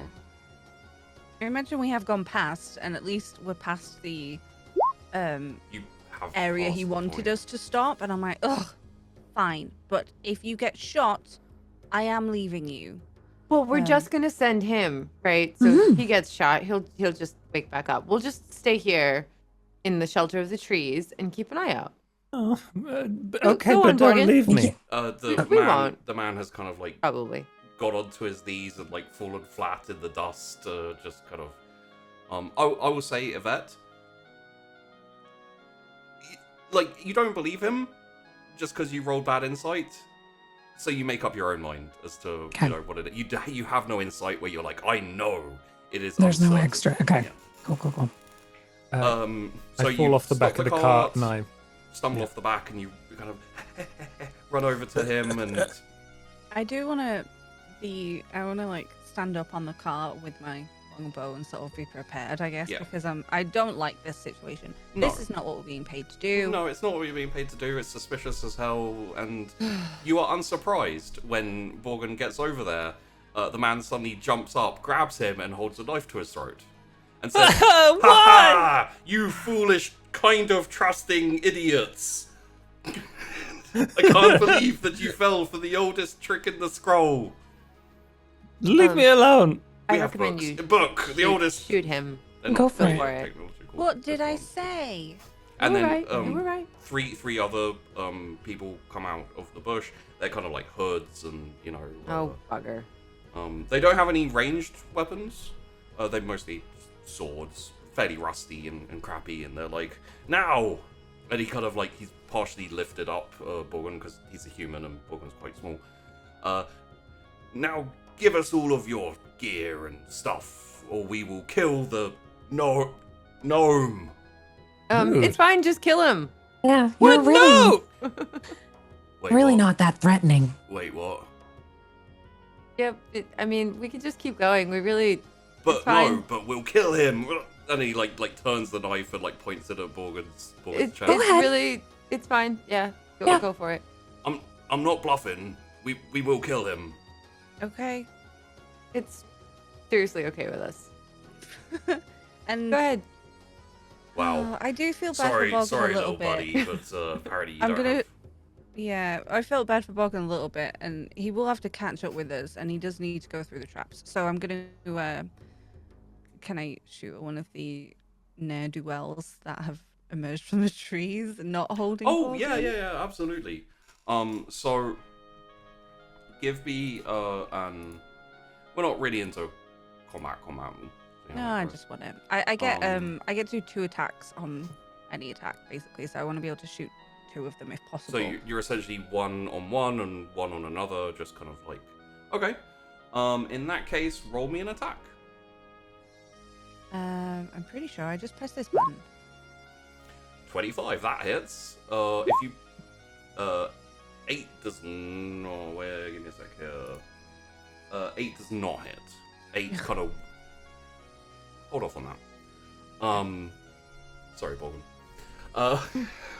So if you click longbow in the chat, it'll Oh. roll damage for you. Right. That's for the 25 one. Okay, so could you also roll me? You know what? This is kind of fun. Yvette, heads or tails? Heads. Oh, sorry. So eager. Tails. Great. Tails. so- I should just pick tails from now on. Apparently. The first arrow like zips immediately through, taking everyone by surprise as you essentially just put your foot up on the back of the cart, zips and hits the bandit in the shoulder. Whereas the second arrow flies directly for Borgen and hits Borgen also in the shoulder. Yeah, it's kind of a. I knew you'd say ah. Oh, that looked painful. The first shot was Yeah. great, though. See, Good we job. said we don't care if you stab him, so I stabbed him myself. Yes, she meant to do that. Okay. Yeah. Just for the sake of, I guess, continuity, were either of those attached with anything? No, it's just my arrows, because Okay, I so still you- have my... Like, these aren't important enough to recall my paintbrush yet. Okay, that's... Oh yeah, because your paintbrush is still... Just in case you need to run away from your party, it's like... Peace out.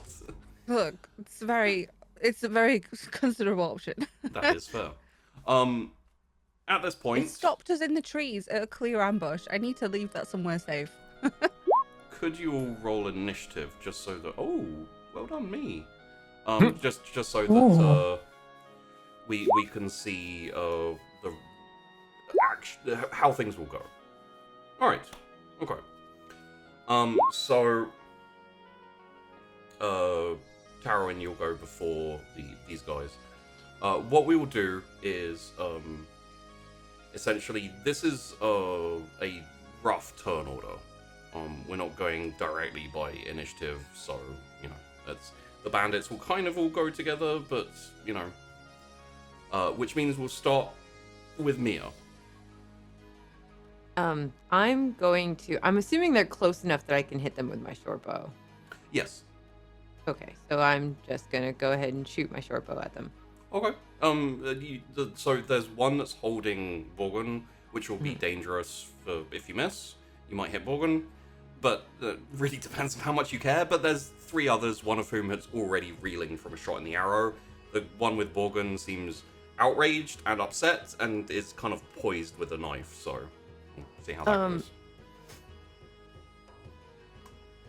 Yeah, okay. I'm gonna shoot the one that's already hurt. Okay. Yeah.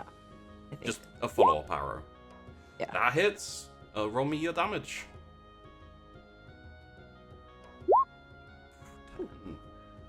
Yeah. Already almost dead. The second arrow just follows up and goes straight through his eye, straight out the back of his skull, and he just falls over dead.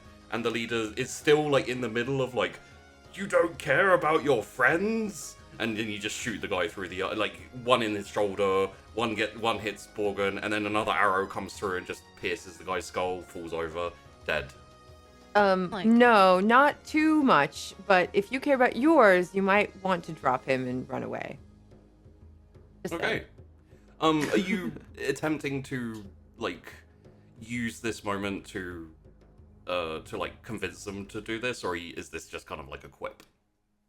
I'm trying to convince him a little bit. Okay. I'll say disadvantage intimidation. Ooh. Did That not did work. not work. I'm gonna tap my longbow against her bow. Like, good shot. Thanks. Cheers. But what I will say is that a small, petite lady, even with a really good shot, for some reason, does not intimidate these guys.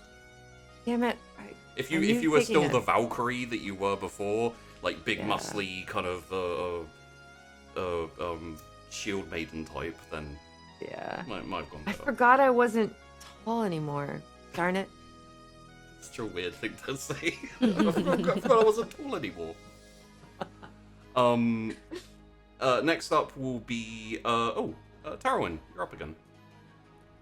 Well, I can't be shown up with that shot. I'm Yeah. gonna I really wanna hit the guy holding Borgin, Okay. and hopefully I prove a point. But it was definitely on purpose, and I could definitely hit So him. two more arrows. Yes. Yep. I was gonna say we'll say below 10 hits Borgin. So let's do another one. Sorry. That's a Ah. 14. It hits the guy behind him. Yes. Okay, good. Oh, good one. So essentially, Not the first one. But essentially the it's fine. first arrow zips right by Borgen's head and hits the bandit, who's like, oh, and even more angry now. And you're like, hell yeah! Follows up with another great one, and the other one goes into Borgen's other shoulder, so he's now got 2 arrows, like one in each shoulder. I'm trying to make him drop him. Good job. He's getting less and less useful as time goes. He might be dead soon. Well, he won't mind. If I collect his body, that's one more thing than I said I'd do. Yeah. And I did say if he gets shot, I'd leave him. So the Why who?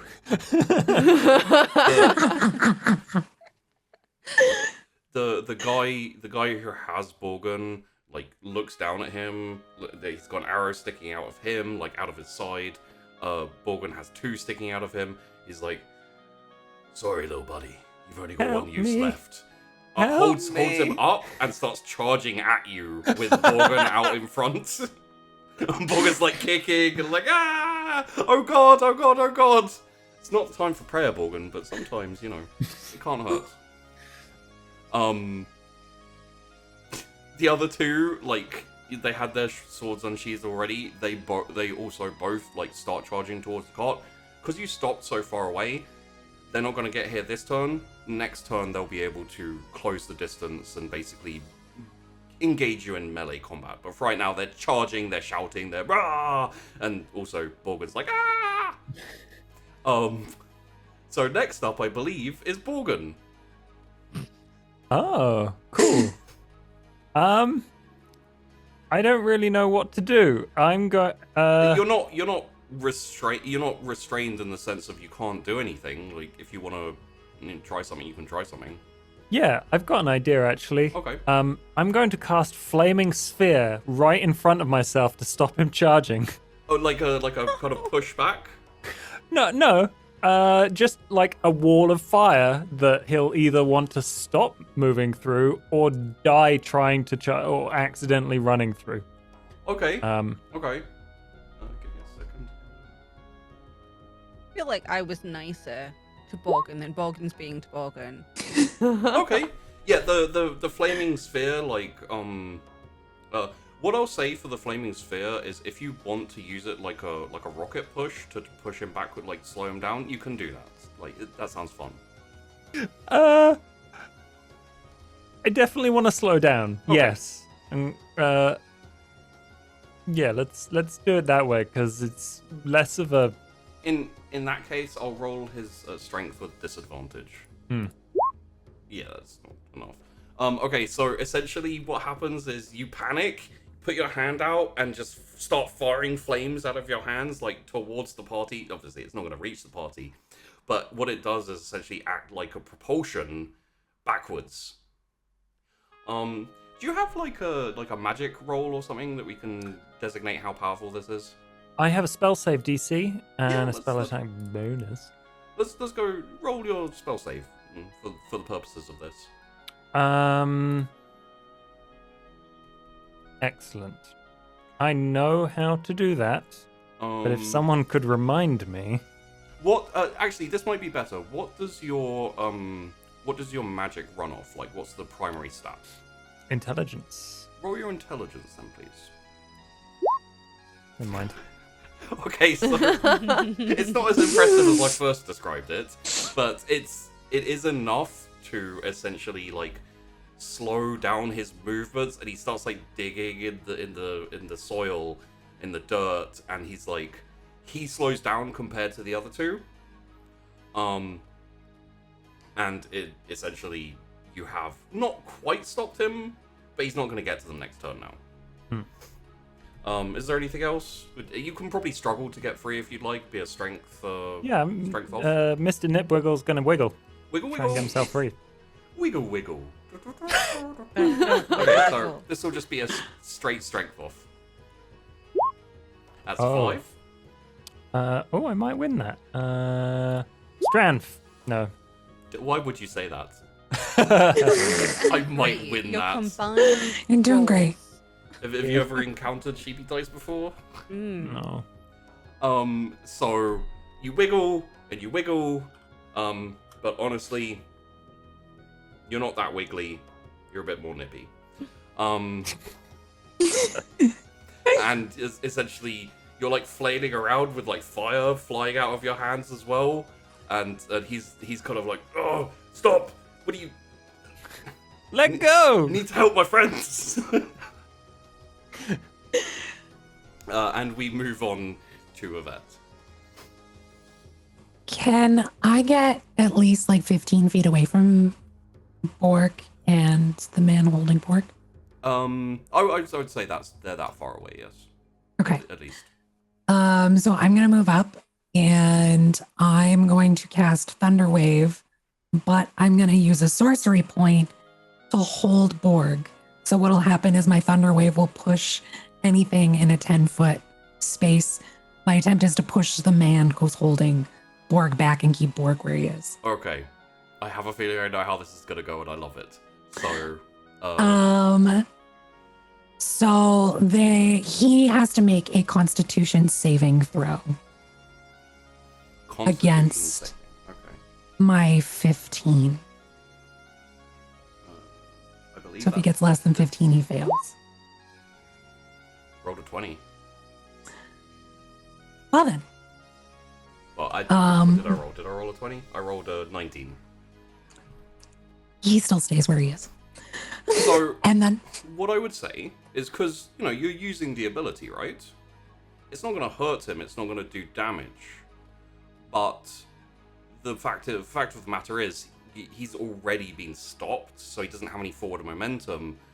In this instance, what's going to happen is you're going to basically like step forward a little bit, raise both your hands and clap, and imbue that with your you're sorcerer, right?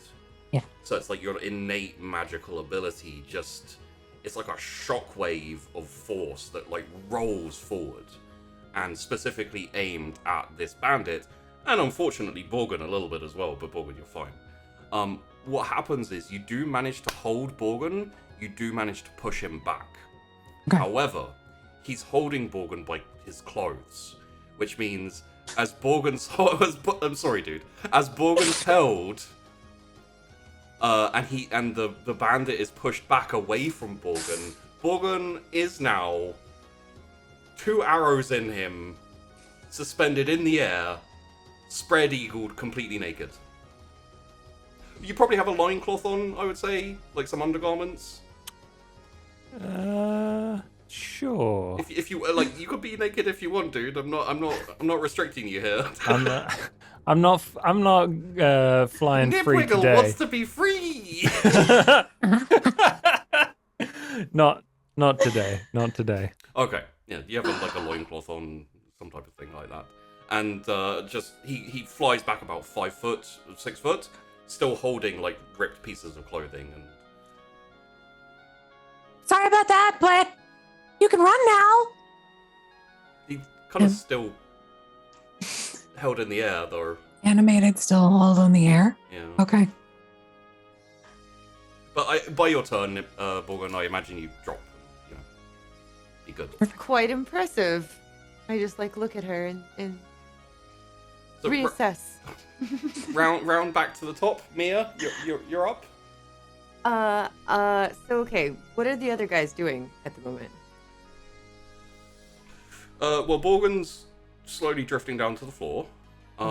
Carolyn has knocked a couple of arrows and shot. You've knocked an arrow and shot, and Yvette has moved forward and done a thunderclap. Well, I mean, what are the other bad guys doing? They're charging at you, Oh, I'm gonna like shoot. swords in the air. Yeah, I'm gonna shoot another one, whichever one is closest. Okay. There's essentially 2 still running at you. One's dead, and then the other one is kind of behind Borgon. There's one on the left, one on the right, basically running to both sides of the thing. I think I would say Taryn's probably on, as you're facing them on the left, you're on the right, so you could go for the one. Okay, on your yeah, right. I'll go for the one on the right, and I'll ready my short bow because he's getting kind of close. But I'm gonna shoot him. I'm sorry, I'm gonna ready my short sword, but I'm gonna use my bow right now. Okay. That hits. Yeah. Yeah. Please roll me a damage. 5. Okay. Yeah. The as it goes, the arrow just kind of flies into his thigh. He kind of like grunts and winces and just kind of makes a swipe with his sword and just kind of knocks off the shaft of the arrow, and then like looks at you and is like, "Oh, okay, we fighting." And then charges like directly at you in a line now, as opposed to he was kind of more going for the group. And Taryn, you're up. Yeah, I feel like Mia's showing me up a little bit, so I'm gonna go for the guy on my side now, instead of the... Oh, it's so difficult. Who's aggravated me more? I'm gonna go for the guy who's closer. The one on your left. Yeah. Okay. I think that's fine. And then depending on how I hit him, I'm gonna use my other attack. Why did it do that? I don't know. Give it another roll. I'm so confused. Why is it doing this? Did you change anything? No. It's rolling. I think proficiency. What's this dice? Rolling 2 fighting style archery. Yeah, okay. I've just unticked that. Let me try it again. There we go. That was weird. Okay. Confusing. Does a 12 hit? Not quite. Like I'm sure. literally like, zips past his ear, maybe like nicks his ear. This is really making me cross. I mean, yeah. Okay. This is shockingly poor with the longbow. We need to change it up next time.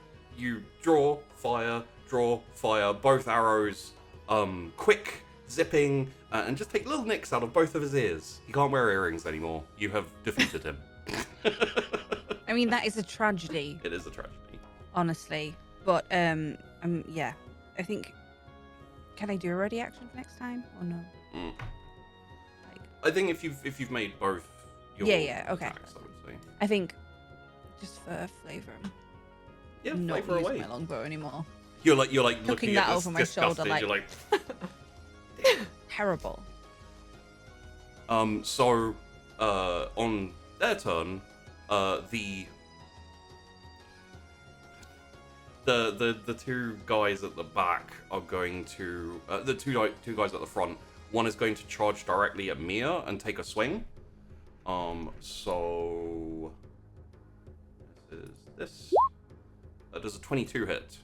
So it does, but I'm going to use my rogue bullshit called Uncanny Dodge. So it halves the damage that I Halving take. the damage. Okay. In that case, how do I roll damage? There we go, 4. So you take 2 slashing damage. Yes, you literally just see me like sidestep him real quick. Yeah, just kind of like slices past your cheek and just like, ah, this is a new body. Yeah, I don't want it damaged yet. Darn it.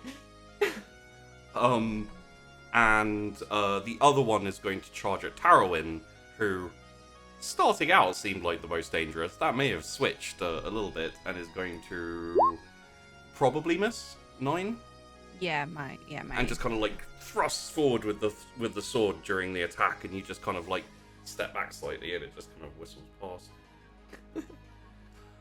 The other one, I'm trying to decide if he's like, let's go back to the hostage, or let's deal with Miss Winsalot over there. Yeah, what he's going to do is he's going to run past Borgen and kind of like swipe at him as he goes. So Borgen doesn't hit it. No. Okay. It just like misjudges the height and it just swings over your head. Well, it would have hit if I was wearing clothes, There you but go. I'm not. Yeah. And continues past him, and Yvette, you've slowed him down, so he's not going to reach you this turn, but essentially next turn you're in for a world of scimitariing, if Chibi can roll better, but probably not. Okay. And we'll go on to Borgen. You have landed on the ground. That bastard took a swipe at you with his sword, but clearly didn't consider you much of a threat because he just ran straight past you, and now he's kind of like back to you. My priority is getting back onto the cart so I can leave as soon as this is done. Okay. So I'm actually following him. Oh, you're just gonna chase after him, like? I'm scooping my clothes off the floor and Yeah. and chasing. Quick mending will probably fix it, but Yeah. I'm gonna bring my flaming sphere with me. okay. And like use it to run down one of the other guys. On the left or right? Yeah. Okay. Yeah, you what I'll say, because of how things went before, is essentially as you're running forward, you pretty much just, instead of projecting fire from your hands, you start crafting a ball of fire with the flames, and they slowly like turn into a like twisting ball, and you just kind of like Dragon Ball Z fire it at one of the guys. Yeah, he's starting to get pretty pissed off. He's like, leave me alone. You big bullies! Yeah. So any creature that ends its turn within 5 feet of the sphere, so I'm just gonna So send it it just off. kind of like slides into the realm of Yeah, it just kind of rolls. Do you want to help Mia or Tarrowin? I will tell you that both of them have shot you once. Yeah, I know. I've only got Shoot him one. twice. Oh no, that's true. Tarrowin Yvette, shot can you- twice. Yeah, Oh, I the- haven't shot him yet. I just told them it's we all didn't care about him. You didn't need to Oh, add the yet, to be honest, but I like that you did. Yvette, can I flip a coin? No. I'll send it towards Tarrowin because the arrows hurt my feelings. Right. Okay. So when they end their turn, they'll take some damage. Yes. Oh, and apologies. You would have had an opportunity to attack the bandit guy as he was running past you, so feel free to do that. Oh, okay. Well, I got a quarter staff. Smack him. 17. That hits. Nice. I do 3 bludgeoning to your ankles. You do 3. You like wrap him on the head. You're like, hey. Psh! I see that and kind of like nod appreciatively. Next up, Yvette. You've got the bandit who was holding Borgen hostage is like barreling down on you. I would just like to throw a fireball in his face. Just throwing that. Does a 21 hit? It does. Awesome. And then that is 18 damage, I believe. No, I just re-rolled it. Reroll. Yes, I you think if you could. click the If you fireball click word. the word firebolt, it should. Oh. Okay. Okay. That's interesting because of Borgen's nice little rap. This happens. So Yvette, you're standing there after the little disappointing thunderclap. Is it thunder wave, isn't it? I added the clap. Thunder wave. Clap. And you got this big brute, kind of annoying guy who took your friend hostage. Just kind of like running towards you and sword out and kind of like, I'm gonna cut your head off and I'm going to stab you with swords. And I'm gonna hurt you with lots of pain. And you just kind of like put your finger up and slowly this like increasing fire like ball of flame just expands on top of your figure.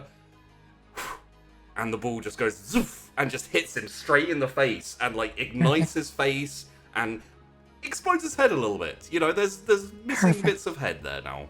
And he just falls on the ground like flaming and on fire and very much dead. Perfect. So, round up to the top, we start off with Mia, I believe. Is the guy still running at me? No, he's now. Remember, he took his sword at you and you Oh, dodged right. it very slightly, but you're basically in melee combat with him now. Okay. So I'm going to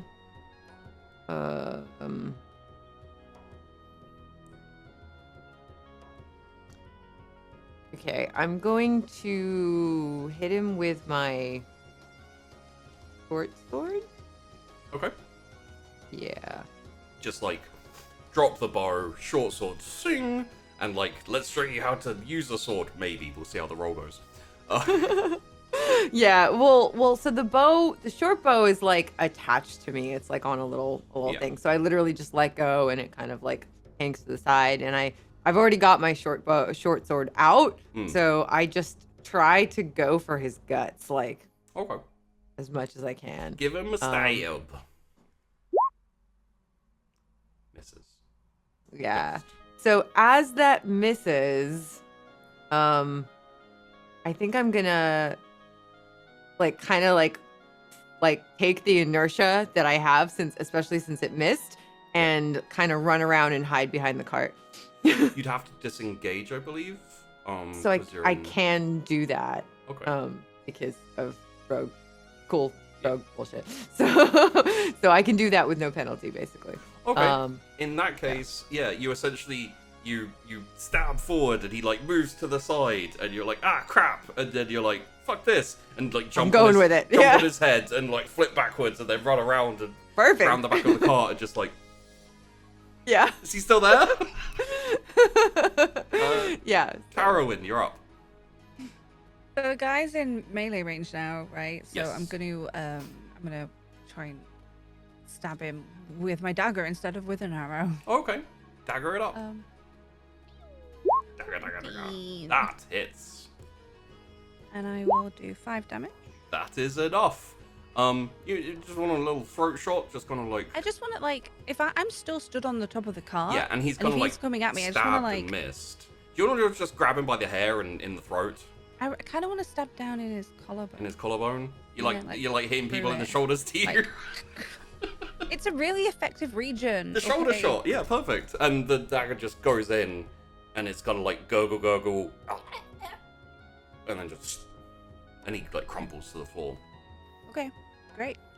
I still have another attack available, but there is a fireball very close by, right? No, The ball of fire. yeah, from- there's basically a ball of fire Okay. in your face, kind of just I'm like, I'm gonna do a backflip off the car because I don't want to be near that. Really, I'm trying to just get away from it. Acrobatics? Okay, well I fell over. Then I No, yeah, you essentially you flip backwards away from this slowly expanding ball of fire, and you land in the back of the cart, but you have a lot of shit in the back of the cart, so you kind of slip and bang your knee, and you're like it's really not cool. Morgan, what did I ever do to you? Give you some time to think about it. I'm literally, that's what I'm saying. don't have anything wrong. The I final just kind of snicker behind the cart. I'm still hiding. the final guy is like, as you kind of like planted in his face and flipped away, he kind of like gauges whether you're worth chasing, and like can also see like behind him his mate's head just exploded, and he's like, I'm gonna get you for what you did to Claude, and turns around and runs at Yvette and takes a swing. He's gonna try and hit you Okay. with his scimitar. 14. That hits. Okay, and 3 damage. So just like kind of slashes across, takes you by surprise, probably like gets your shoulder. And now will be Morgan. You're basically running past the flaming head body of the guy who held you captive. Yeah, I work quite with difficulty to both run and keep my lunch. Yeah. Watching head bits everywhere. Yeah. And I'm gonna. Can I do the flaming sphere damage to this last guy? I would say yes. You just want to like you might hit Yvette a bit, but I can take it. okay. Yeah, go for it. Yeah. All right. Just kind of running around, like directing this with your finger, like directing this ball of fire, and everyone's like, "Ah, hot, hot." Let's do it.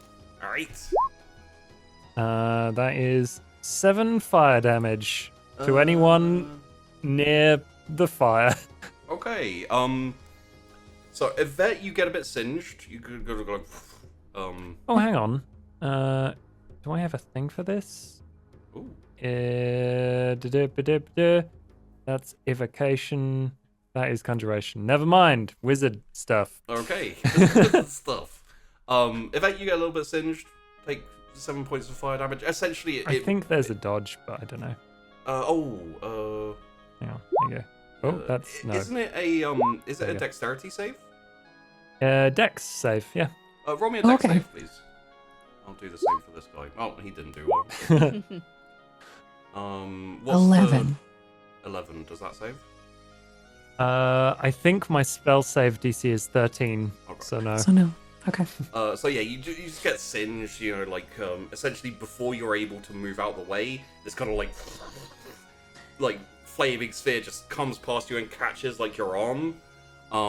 However, it does engulf the bandit who just slashed at you. So, and all you hear is screaming. Ah, no! What will my kids do now that I am dead and I can't rob people for money? And then like a fully burning figure like stumbles out and falls to the ground, still like flaming all over, and everyone's dead. So what did we learn? I am the Morgan's an greatest. idiot. Fire is useful. Fire good. Don't stop the cart. Listen. As you raise your arms, you Tarrowin. also get pain in both of your shoulders because you still have 2 arrows in them. Oh yeah, Tarrowin, would you I'm just mind gonna rolling walk me up. your arrow damage twice, just for my Oh. own education? Yeah, I'll just find one from earlier.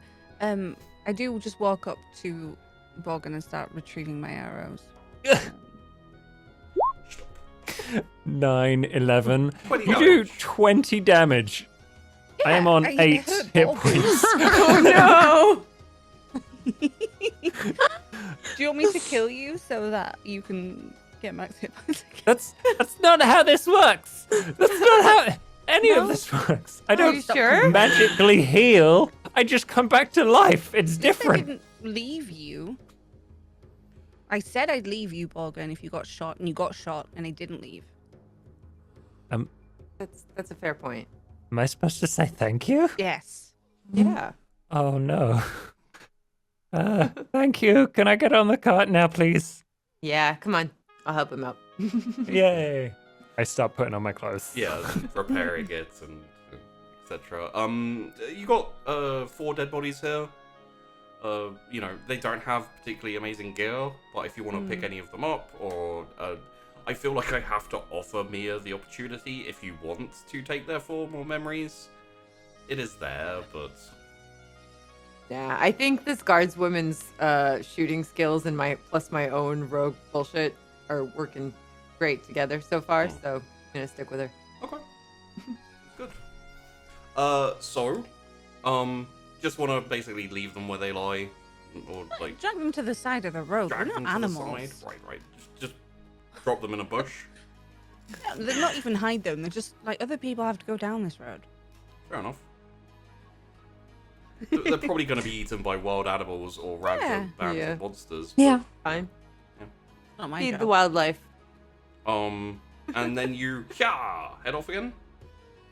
Heading off to the mountain.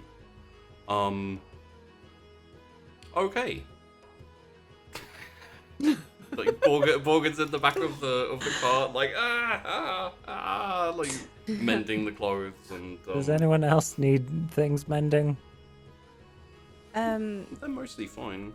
Yvette took a little bit of a knock, but it was mostly just singeing. A A little bit of. I am gonna get some good berries. And Okay.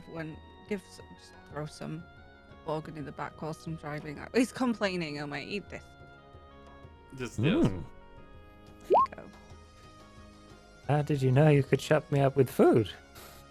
Works quite effectively for a lot of people. You essentially like overflow your hand a bit with berries, and essentially you can regain 1 hit point per berry. So you'd like I to eat them all. you eat them all? You're not giving any to Yvette? Oh, I did set you on fire a little bit, so You I mean, did, you know, yes. you don't have to. I could just fix kind of my hand them- clothes too. I hand them back to sort of let them deal with it whilst I'm driving the oh, Okay. yeah, horses. here, have a berry.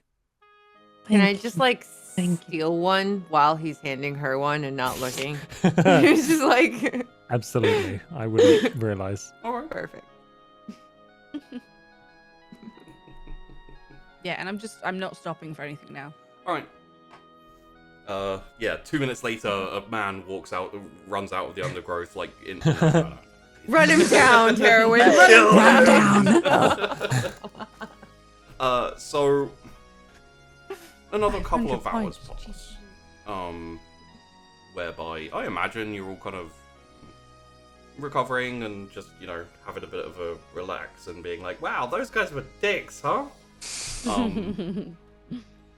Eventually, you come to the entrance to. It's essentially you can see on the map. It's like a semicircle, more than a set. It's like a croissant. Except horseshoe, it's Yeah. called. It is a horseshoe. Oh, croissant. I think croissant works too. Thank you. Stop! You're making us hungry. I know I was again. like, I'm hungry. Yes, you get to the entrance there and pass through it. Like, they're not massive mountains by the time you get to the 2 tips, but they're still significant. They do tower over you as you move in. Inside is mostly like overgrown ruins. There's some buildings which look like they could have been something at some point. They're all overgrown. They're all, basically in ruins. And finally, you find yourselves with a decent, ample amount of light left. You've made decent going. You find yourselves in front of a large, like, probably about 20-foot tall, like, iron foreboding gates, like doors, you can't see through them. And I imagine, you step off the cart and put it to one side. Quite wide as well. This is the entrance to the mountain. Pretty imposing place, huh?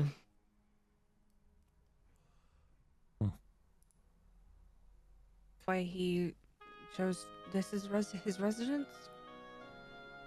I wonder if it dramatic. always looked like this. Would you decorate it after you came here? I mean, surely you make it imposing after you get there. Unless you... Oh. Or do you Pick pick it because it's imposing? Yeah. Maybe both. How would you decorate your giant castle? Wouldn't be underground for one thing.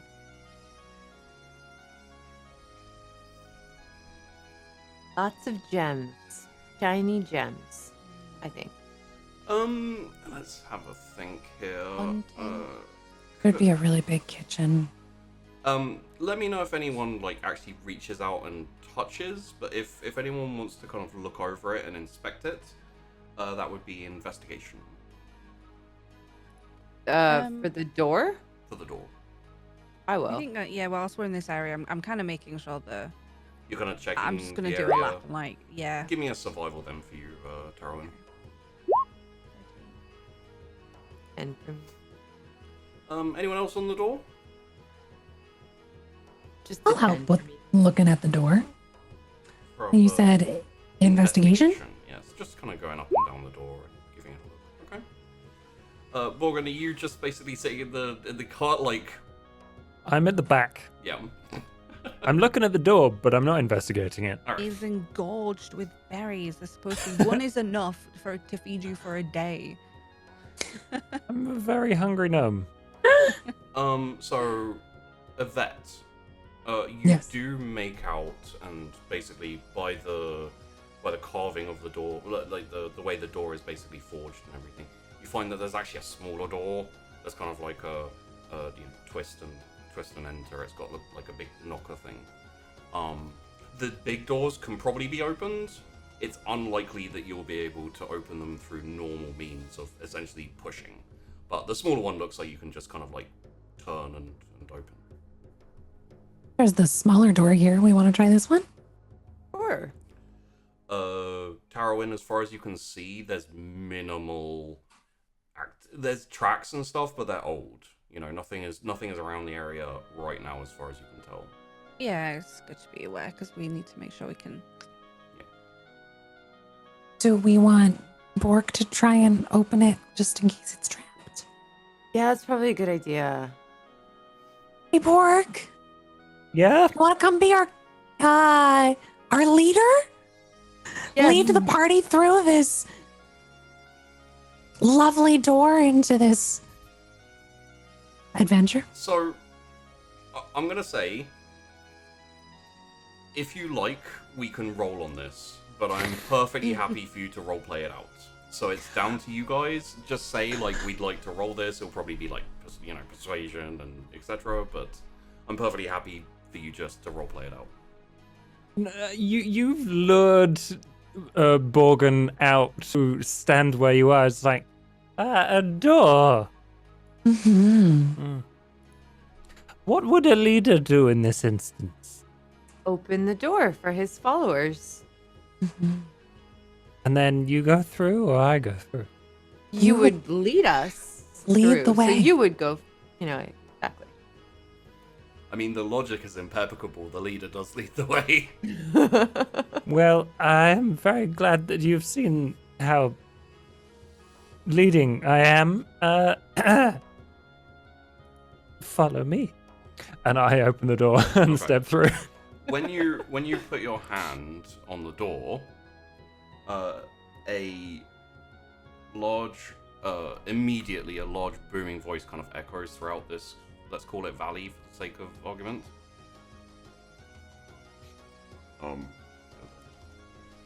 Beware those who step into the dread fort of Malien, for the seat of evil resides within, and unimaginable horrors await. If you are a friend or acquaintance of Malien, please leave a note under the boulder to your right, and Dread Lord Malien will get back to you as soon as they can. Thank you. Evil. Well, thank you for this opportunity, but I think maybe someone with more experience should go. You did so well. Why would you give up the wonderful opportunity that you're having to lead this incredible party? You're doing great. Borgen, Seat of evil. you're a wizard, right? I am. Okay. I think you might be able to have a little bit of insight into this. Yeah, I've got detect magic or just knowledge of the arcane. I would say Arcana. would work Yeah. for him. 13. Okay, 13. I Yeah. think- oh no, it's a 20. I've got You have advantage on Arcana I have rolls. advantage. Ooh, 22 then. Yes, definitely. This is essentially a message that triggers on contact with the door itself. That is like It's like an automated message. It plays when someone touches the door. Can you promise me that this guy is dead? I think that's what the lady told us, right? That was in the contract. I mean, you wouldn't even need a history roll. All of you will have known of Dark Lord Malien, and known that was defeated and deposed and killed. Yeah, I'm pretty sure he's dead, or else this whole area would have been overrun like 100 years ago. So Okay. I open the door and step through. Okay, you open the door and step through. Am I back with everyone at this point? Just to be sure. Or... Ironically, the name of this song is "Don't Wake the Trolls." Why is that ironic? Well, because you're sneaking through and you're scared of. So Borgin headed through first. Oh, hell yeah. Alrighty, rude. Is everyone following him, or are you essentially letting him move a little bit before you come in? we're gonna let him Okay. move a little bit forward. We're like right behind him. Like we look like we're In about spirit. to start walking. But yeah, In exactly, spirit. exactly. Okay, Borgin, when you open the door and step inside, what you essentially see is a large kind of gathering area, hallway. There's like pillars that go up to the ceiling. It's kind of marble and very like polished stone, very fancy looking. There's a couple of doors on the left, couple of doors on the right as you look around, and then like going further, it kind of like goes down to what is essentially like a smaller door and possibly things further past that. As you look around, you see minimal signs of much of anything. It's a bit dusty. There may be like a bone here, a bone there, but mostly it's pretty clean. Doesn't seem to be anything there of particular substance.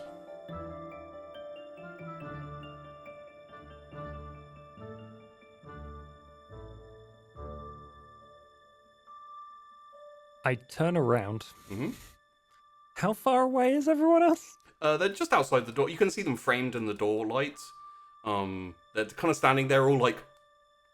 Looking around the door frame like. Hello? Follow me, brave adventurers. I'm gonna keep going. Okay, roll me a perception, please. Fuck. It's fine in here. There's nothing deadly. It's just a 14, doorway. okay. You step forward and you hear like a clunk, and you feel your foot move underneath you as you step on what you now know is a pressure plate. As multiple darts fly from the wall and pepper your chest.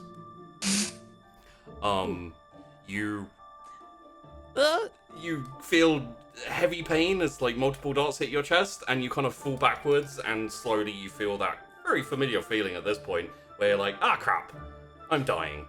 Everyone else, that's what you see. Basically, Borgin steps forward, you hear like a clunk noise, from out of the wall flies like darts, hit him, he falls over, and he's kind of like, bleh! Oh man, I'm glad we sent him first. Me too. How long will we Okay. go wait before he can?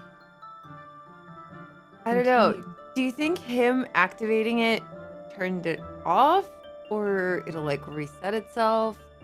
We should probably watch where we step. We probably should. I would imagine it just resets. Yeah. What- Yeah. For reference, Borgin, essentially like you can let them talk for a little bit, but after they've spoken for a little while, you can come back when you like. Pretty much. So, choose comedically the best timing to come back.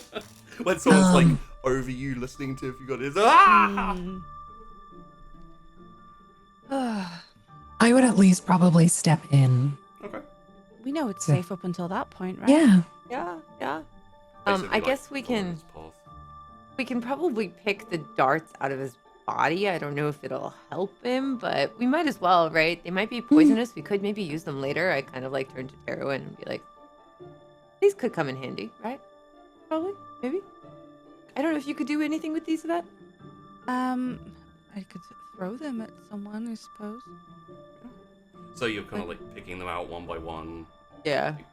I'm literally just like, poisonous? Maybe? I don't know. So I gingerly like put them aside and separate them into 3 piles, and then offer one to Yvette and one to Tarowin, and like pocket the rest.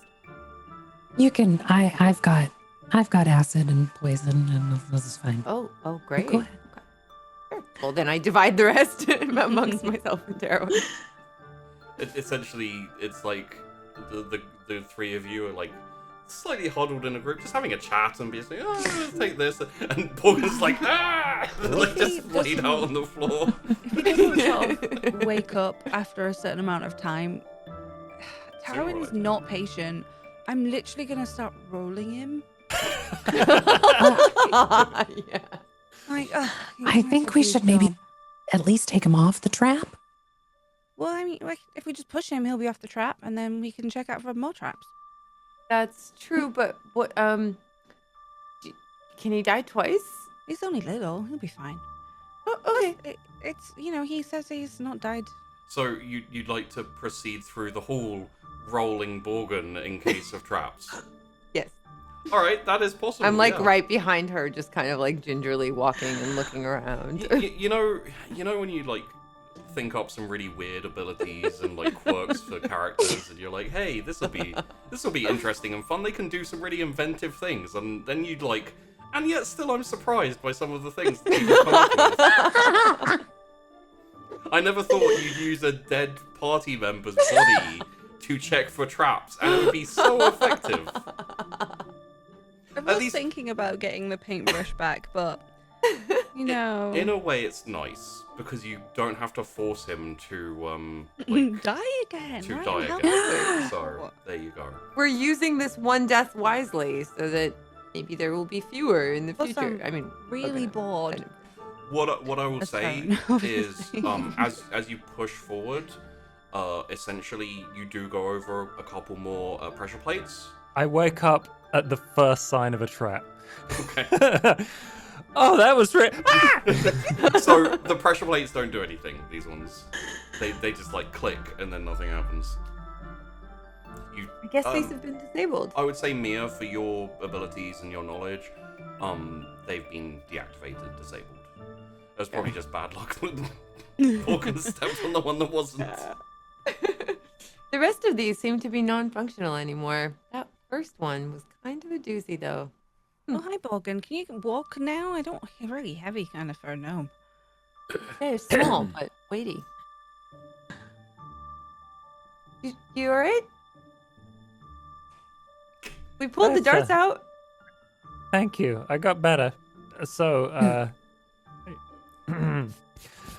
Got holes in your onward. got holes in your shirt. Yeah. How dark is it in here, by the way? There's some lights, some Okay, flames and whatnot, basically on a long burn, pretty much. sounds good. We're ready to follow you, Borgin. To reiterate, you have doors to the side, one door in front. You don't know what they are, but you haven't checked them out yet. Or Ooh.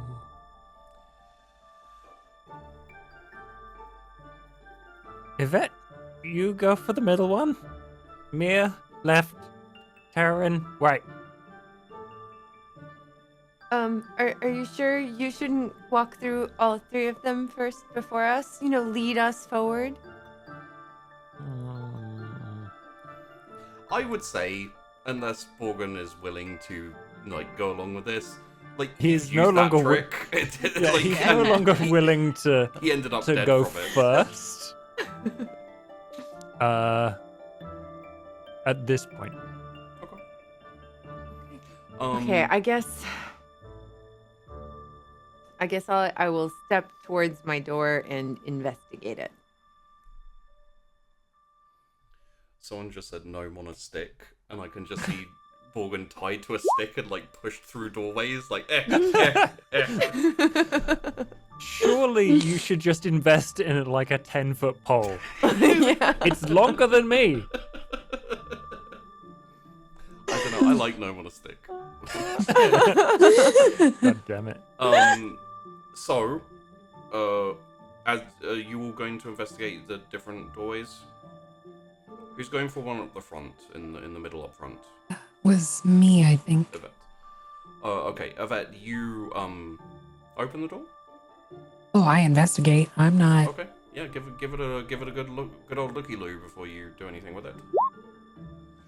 Hell yeah.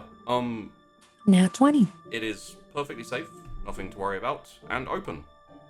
Well, and you know, like you can open. It's not locked. Okay. You want to give it a quick like. Mm-hmm. It seems to be a corridor headed down, and looks like there's a twist, and then it goes off. More corridor pathway this way. What are the other? Oh, I was gonna say, who's going to the sides to check the doors? I went to the left one and I already rolled the investigation. Okay. I got 18. Yeah, similar thing. And again, as you were all walking, I'm kind of assuming you're looking out for traps. Traps and that type of thing. You do notice a few more like pressure plates and triggers and things. Not on the doors. Doors appear to be fine. However, when you open your doors and when you look through them, they are essentially empty rooms. Like there's signs of tables and old kind of like remnants, but it seems like people have been here at least and cleared it all out, and they're just like dead end rooms. Looks like they may have been like equipment storage rooms, like quite large, but nevertheless emptied and pretty barren. Yeah, it doesn't look like there's much here. It's just an empty room. There's no monsters here, so people have probably cleared it out. Mm. Corridor? I guess, yeah, corridor. Corridor.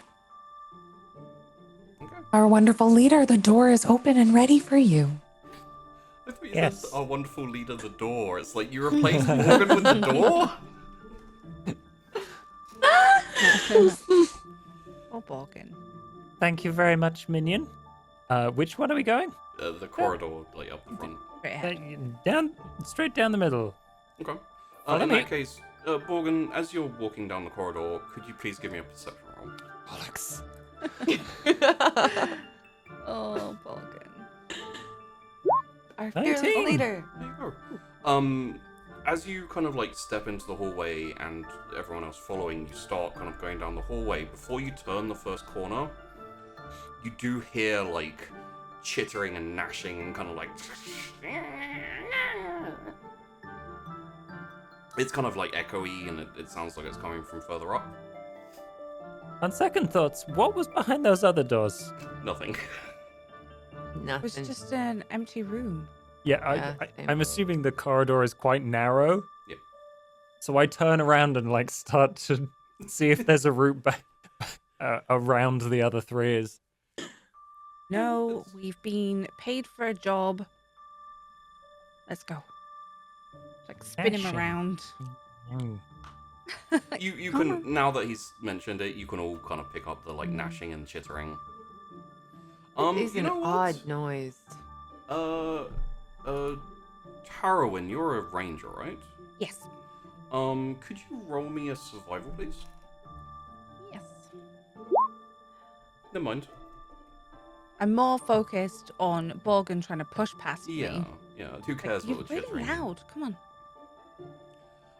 What I will say is, based on your perception roll, Borgin, it's muffled. It's probably not coming from the hallway. Okay. I am going to carefully and expeditiously go down the corridor. Hi. You take a corner to the left, follow it down the left. I'll assume you are all following him reasonably closely behind. And I'll also assume you're looking out for danger or at least prepared for a fight. Yeah. You take the left and then the right. And the right kind of as you take the right, the hallway expands a little bit. And seems to keep going, and at the very far end, kind of lit by the occasional torch, is another door. That kind of is where it ends. You can also see signs of a door on the left, and further down on the right. You rolled good perception, and the noises are still going on. I'll tell you that the door on the right, the one closer to you, is the emanation sounds of chittering and all that kind of stuff.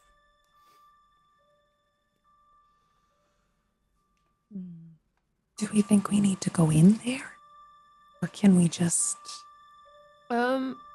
Well, we are supposed to clear out any monsters, and that sound, I guess, could be a monster. It could be. Sounds like a car. Yeah, like we don't know what that is. Noise from the depths But of yeah. the caves. Yeah.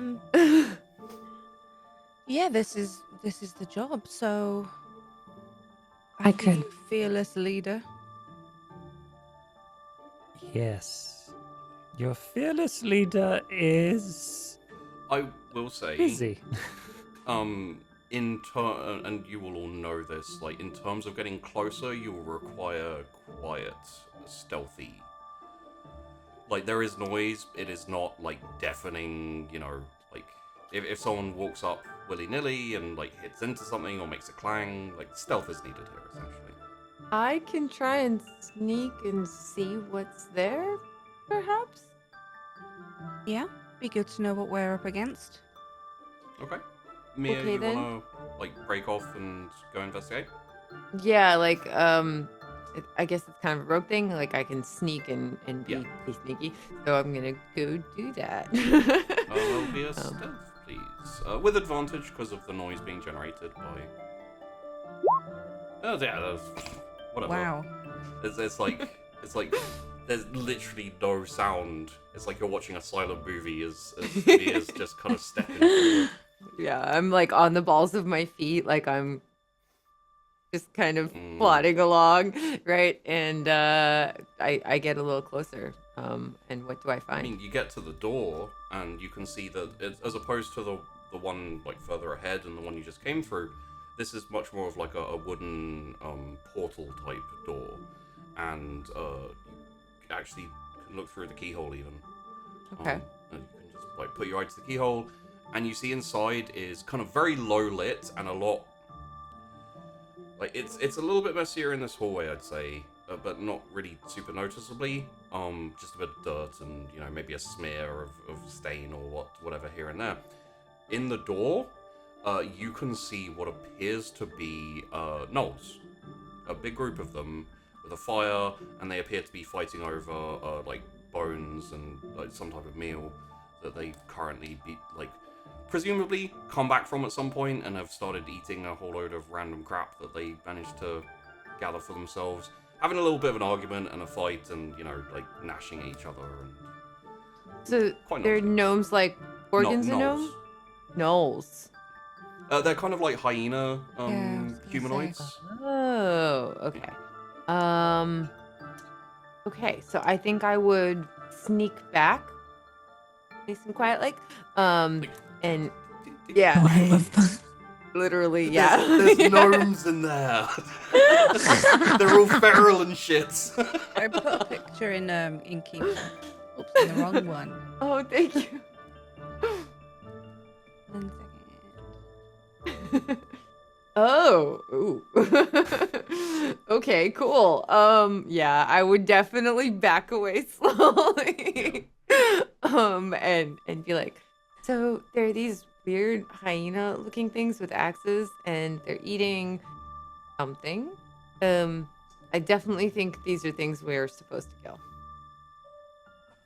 I could flip a coin and try and freeze them. Sure, that sounds like a great option. Okay. Could be. Could freeze me. Could. Well, You're just gonna have to Set the carry room on me. Fire. We could freeze them and then set them on fire. Double risk. Mm. I like it. Okay. Flip the coin, and we're gonna try and freeze all the gnolls in the room. Okay. Heads or tails? Tails? Cause that. Tails. Nice. All right. What is this loaded coin? I think it's a loaded coin. And Yvette, you essentially walk up to the door. They may even hear you a little bit, because you walk up to the door and look at it, and you maybe even like look through the keyhole quickly. Visualization helps. And imagine the action of the room, the gnolls, everything in there being frozen, and you all hear this kind of like as what happens for most people who won't be able to see is from the center of the room, ice just starts expanding and expanding, and it like catches the gnolls as they panic and like start to try to run away, start to try to flee. Eventually hitting the walls and going all the way, and then the door just starts to like ice up and freeze and just go and the whole room is essentially a giant fucking ice cube. Should we smash them?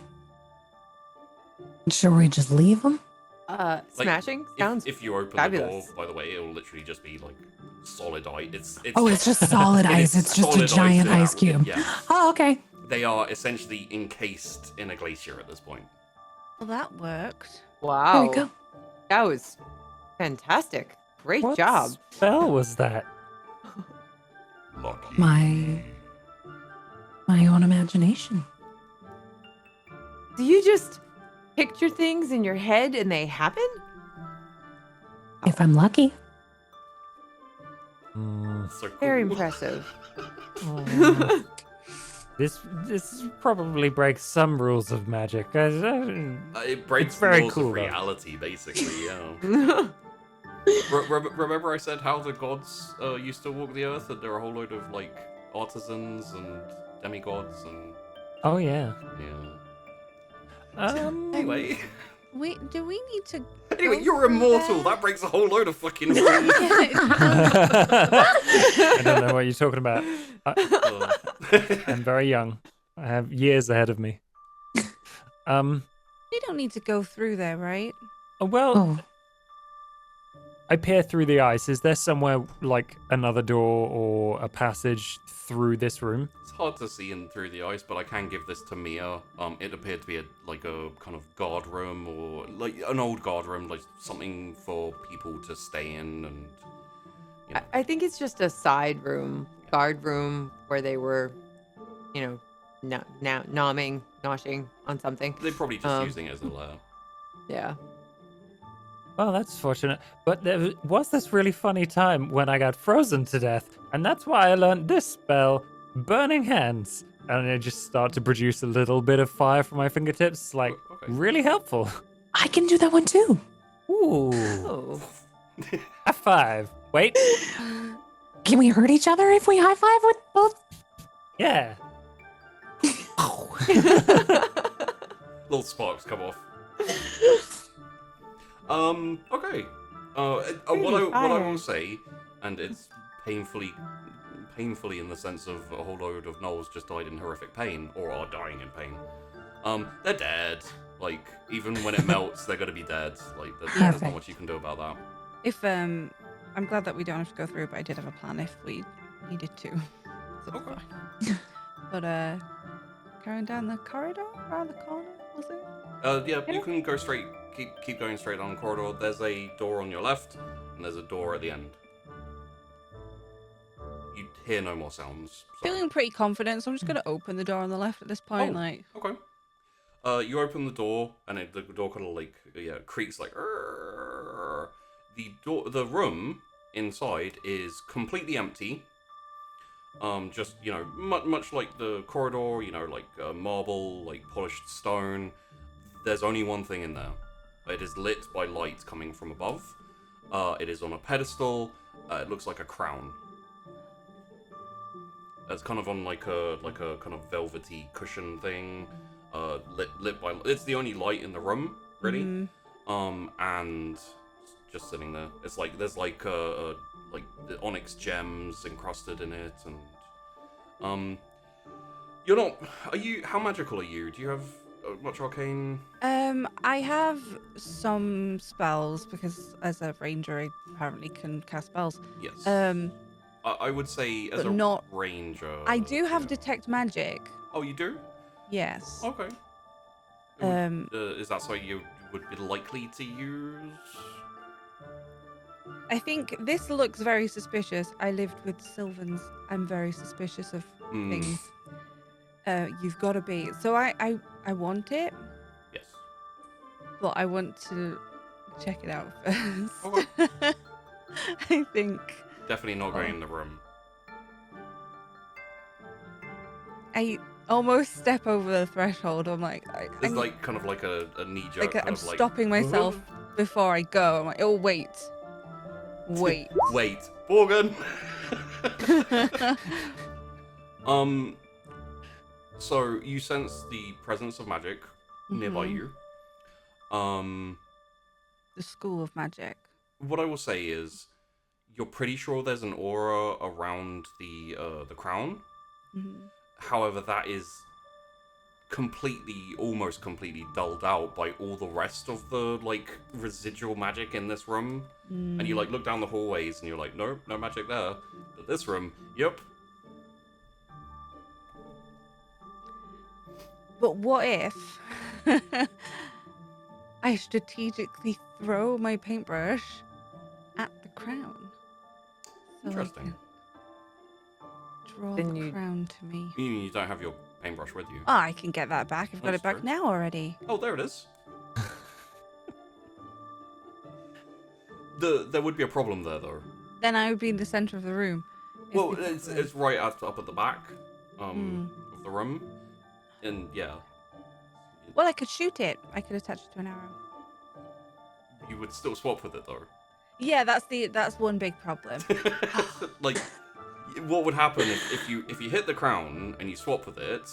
The crown will be out in the hallway, and you'll be sat on a cushion. Hey, Yvette, can Yeah? you like float things? You have mage hand. Yeah, I that do one. not. I can float things. Ooh. I have a floating disc. I have a disc of floating. Ooh. Great. Perfect. You're the perfect person for this. I want that. Floating I'm just disc, pointing at the crown. Circular, horizontal plane of force, 3 feet in diameter, float above the ground, an unoccupied space of your choice, remains duration, hold. Okay. So you kind of. Sorry. That's good. All the good berries. Like, you shouldn't God. You should stop letting your gnome get shot by everything. By your And that's- yourself. He's immortal. It's so much better than us getting shot. And that's how Borgen choked to death. Although I just realized So you walk up to the door and. Ooh. I want it, Borgen. Collect it for me. Beautiful. Well, the disc hasn't got arms, but I can put the disc in there. I conjure up a floating disc. There is a floating disc in the room now. But how are you gonna get my crown?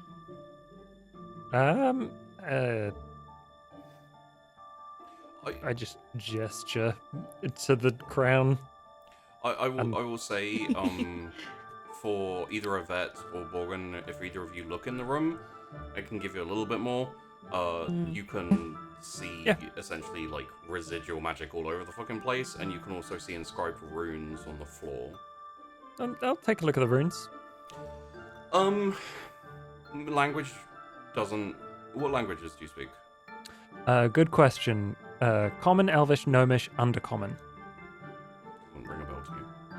Like, the language doesn't, at least. The writing. Yvette, are you checking this place out, or...? I would check this place out, and Languages? yeah, I would also take a look. And what languages are your, I can cast comprehend languages, so I can understand pretty much anything. Oh, snap! So, yeah, for the duration, you understand the literal meaning of the spoken language that I hear or the written language I see. Okay. In that case, I'm assuming you cast this. Of course, I cast. What you see is the runes essentially shift into what you perceive as common. Mhm. And like one says fire, one says ice, one says death, one says, stabbing. It's just a whole load of different ways you can die, essentially. Okay. And they're all on different chunks of rock. Like what are they called? Is there- Cobblestones? Is there a safe path at all? Or is it no, all... No, it's all like Okay. that. Well, I guess it's a choose your own adventure on which way you want to die if you were to step into that room. Each step is a different option of pain.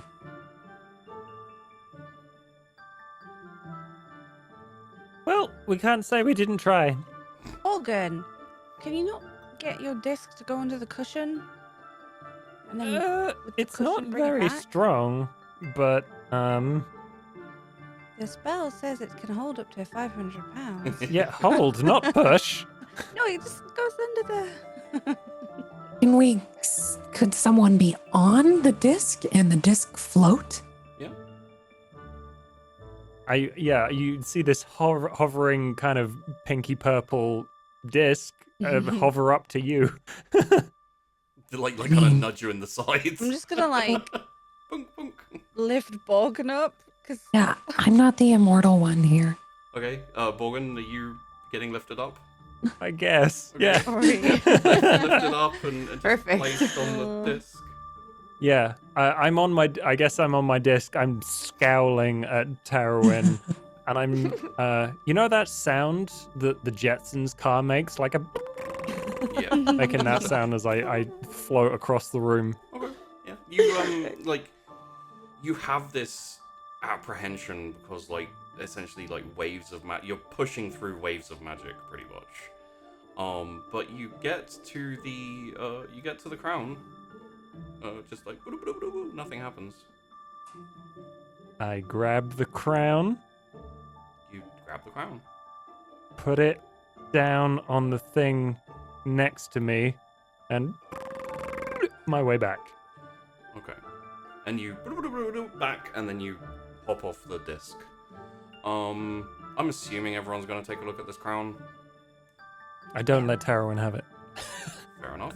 Everyone else can Beware. look though. Yeah, you can, I will you stab can, you can again. show them, but hang on to it for a second. Yeah. So Yvette, because you still have your comprehend languages, I will Mhm. give you this. Inscribed in runes on the inside of the crown is Crown of Command, property of what's his name? Where I had this earlier. Dread Lord Malien. It says Crown of Command, property of Malien, hands off.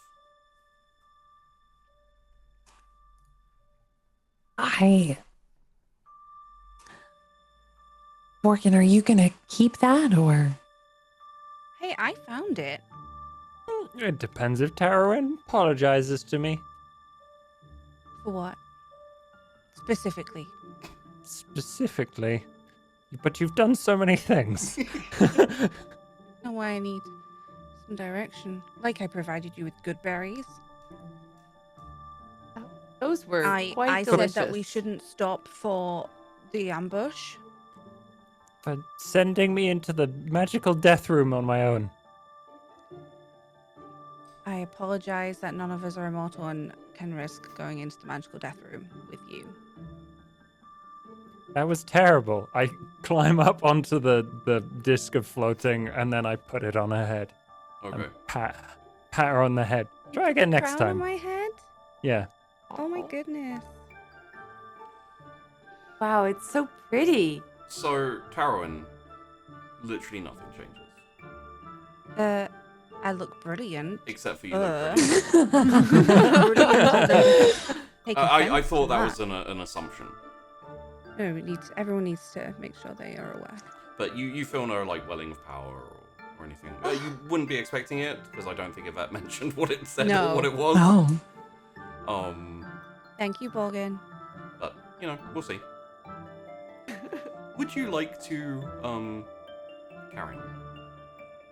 I'm happy. I've got paid for the job now, so we better go do the job. Okay. In that case, because we're just about finished, I will say that as you step through the door, you are greeted by a cavern more than anything constructed. This looks like where the construction pretty much ends. You have a door that has kind of been carved into the wall all the way towards the end of the hallway of this big cavern place. You also see some stairs that are going down, kind of like, you can't really tell, but there's like a little hole area and some stairs that seem to go down. Who knows about that? There's also on your left, there is a opening passageway type, quite tall, quite open. On your right, again, passageway open, everything quite. And the only other thing I can give you that you'll see immediately as you walk in is A, you hear rumbling, like,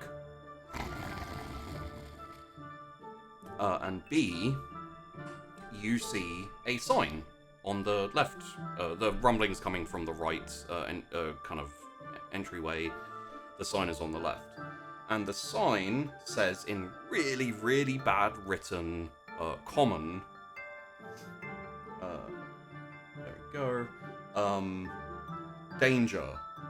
Domain of Snizgizit the Destroyer. Did they send us in here to try and slay a dragon and not tell us that there was a dragon? In this dungeon? And we will end there for today. Oh. Oh. Oh dear. I was still stuck on the fact that it's named Snizgizit. Yeah. I'm Snizgizit like, the maybe Destroyer. some obscenely sized troll. Oh my goodness. Wow, so there we go. That's the first episode. Jeez. We only got to a death counter of like 3 for Borgin. I was, Yeah, I'm surprised. Try harder next time. yeah. Sorry I shot you a bunch of times and forced you into a magical room. Yeah, because I wanted a that's crown. So, very quickly, everyone, shout out, where are you? Where can we find you? We'll go starting from the opposite way, so Tess first. You can find me on twitch.tv/Tessica. I stream shooters and Souls games and Beat Saber. Very into Beat Saber right now. Probably going to stream tonight. Maybe we'll see. If not tonight, then tomorrow. Tash? Hi, I'm Tash now. I do lots of variety content. I'm back with Final Fantasy 14 and loving that. Obsessed. I also do a Warhammer 40k lore and painting show on YouTube now. The next episode will be coming out on Saturday. I do the That's with lore Sheepy. talking. He does the lore. I do the painting. So yeah, you'll be able to see the Imperial Sentinel finished off. And then back to Josh. Hello, I'm Josh, and you can find me on Gaming FTL most places. I am probably going to be doing lots of vampire roleplay videos over on Strange Adventures on YouTube in the coming few months, because there's lots of World of Darkness stuff coming out I'm very excited about. But if you want to see me lots, then come and play Clone Drone in the Danger Zone, which is the game that I'm the community manager for. It's super yeah. cute. Like, Awesome. insanely cute. If you like smashing robots. And hot potato. Make it a VR version now, which is really cool. Ooh. Really? Oh my god, that I have to play for sure. Absolutely. Hot potato. Yeah, and tell us, Elbel. Thank you, Josh. My name's Ellie. You can find me Elbel pretty much everywhere. I stream on Twitch 4 days a week, and I play retro first playthroughs. I'll do a little bit of variety spiced in there, but yeah, I'm down the retro train. And thank you, Oh, sorry. Sheepy, for having us. So I gave the whole Wandering In spiel at the beginning, you know, so if you want to support the shows, Patreon, etc. If you want to check out these wonderful people in their own environments, link is just below you if you're on Twitch, and also in the description, incidentally, just below you on YouTube as well. So go give their places a look. You can check out Josh's Strange Adventures and these three lovely ladies' Twitches. I think those are the ones I linked. Yeah, I think you've done on Twitch. Yeah. So with all of everywhere. that, you know, talking about ourselves out of the way, as long as everyone's got a little bit of time, we could discuss, you know, what you thought of the episode. I love that I just had a crown handy. Yeah. Yeah, it is beautiful. Right? Oh my gosh. It's, like, as soon it's as so you said perfect it, I'm with like, the nope. hair. Mine. I know that. So Who knew? gorgeous. That's amazing, planned. isn't it? I Plan. don't think Genuinely that not. room, I don't think that room is going to come up again, because you've got the thing out of it and there's nothing in there except for death. It's essentially that crown's still there because everyone who tried to get it died. I it's- got it. It's You did. Essentially, you step on any one of those things and I that shrink. happens to you, and then the room cleans itself. Oh. So it just like. oh, so Gross. Oh, a couple of gnolls died in there for a start. Oh yeah, I thought certain areas are going to be clear because they've all already died and probably now been eaten by their friends. It's doing our job for us. Cool. yeah. Perfect. I did massively enjoy the intro of Josh immediately dying and then being like, Yes. "Hey guys, That I'm was here again." perfect. I thought the Aw. intros were all very fun. Yeah, Yeah. Yeah. and me as well, just, you know, like, "Oh hey, I'm gonna, you know, turning My up as body the now." dead body." That was very cool. Very cool. Yeah, but you know, essentially for people who are like, "Oh, I've never seen any of this stuff in. Can you be immortal in D&D?" It's like sheepified. I basically said to everyone, "Hey, I have some fun ideas for like weird, cool abilities, and they'll be based off like artifacts and curses and you know the gods and everything." And everyone was like, "Hell yeah, that sounds like fun!" And obviously, the first person I offered immortality was Josh. He said yes. But like, some of them seem really like not super powerful. Like the coin is like, oh, you just flip a coin and do something. But when you take the consideration that you can do literally anything with it if you're willing to face the risk, most likely you'd have like an arm frozen off or something, like you just encase your arm in ice and kind of, you know, if you'd have failed that one. So You don't need an arm. You've already lost a toe. It's true. All the limits today. If I got turned into an ice cube, they could have just pushed me down the hall. yeah, they Yeah. did it with Morgan earlier. Yeah, exactly. We could have Sorry. warmed you up eventually, or Oregon could have. Burning hands. Yeah. Slowly defrosted you. Perfect. I have to say, like, it's one of those things where you're like, if I give immortality to one of my players, it's just gonna break the game. And well done, Josh, for just making it so fun and like not Yeah. broken at all. Yeah. It's just like I'm waiting to see opportunities for everyone else to completely break the game with their abilities. yeah. Oh, there's things coming up, and also I've got my paintbrush back now. So one thing I'll say is if you're like, hey Sheepy, why were all the runes on the floor and not on the walls and stuff so that people can just fly over? It's because Sheepy doesn't know D&D very well and didn't know there was a flying disc. oh, sorry. No, it's very fun that you have the crown. I want to know what it does so Very bad. concerning. Like, Yeah. can you say So it like that? It's so pretty. So there's no. I'm like, if you guys want, we can talk about the crown a little bit because it's probably gonna happen at some point. And I think if we do episode 2 and then we talk about it, because then Yeah. if anything Yeah. is to happen next time, Okay. Yeah. Leave it as spoiler. Yeah. Surprise. Keep it secret for now, Surprise. just so Yeah. that you don't be tempted week. to use it. It's called the Yeah. Crown of Command, and it was owned by Malien. So I don't know that though. No. So No, I just know it's pretty Oh. crown. Yvette wants it real bad. I'm sorry. I just was like, I am having it. No, absolutely. But I like Yvette as a character is like crown of command, more power. Like, power, yes. please. Yes. Clearly Yeah, an artifact of for some sure. kind. Yeah, for sure. I think the only, like, obviously the bandit encounter was just a little bit of fun for you guys to be able to be like, I'm gonna kill shit. But it was very funny that, you know, that you kept shooting Borgen. Perfect. It's nice to have, like, very little repercussions for a silly little, you know, fun scene like that, where it's just like, Yeah. stop shooting me, please! I can only apologize for stripping you down, Josh. That's fine. You know, manifest what you want to see in the world. It's my rules. I think the only other thing is the final tease, which was Snizgizit. Was it Snizgizit? Yep. I hope it? so. That's what you said. That's what I wrote down. Yes. Very Snizgizit. nice. Snizgizit the Destroyer. How do you spell Snizgizit? SNIZZGIZZET. Oh, ZZ. Oh, okay. One T, very important. 4 Zs. Classic. Yeah. Yeah. So the normal Classic dragon. European name. spelling. Yes. I appreciate the Zeds. Yeah. Do you guys have any thoughts? Oh, also that rumbling thing. Like, any thoughts on those two different, like, pathways?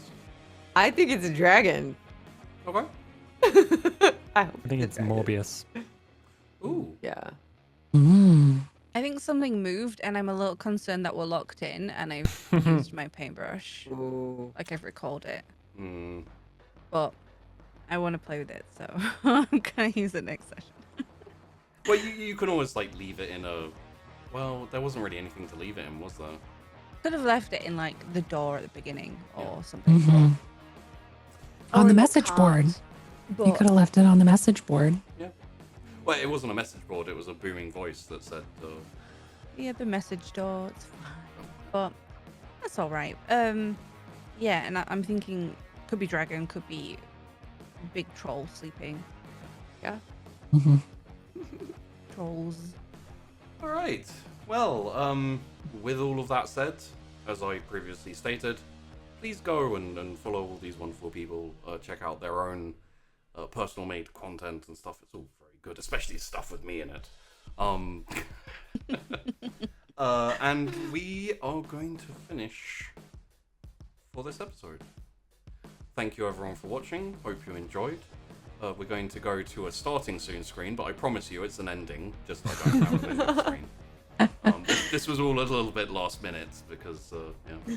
So thanks for watching everyone. Next week we'll be back with the final and second part of Keeper, technically Precursor, but... thanks for watching, and see you later.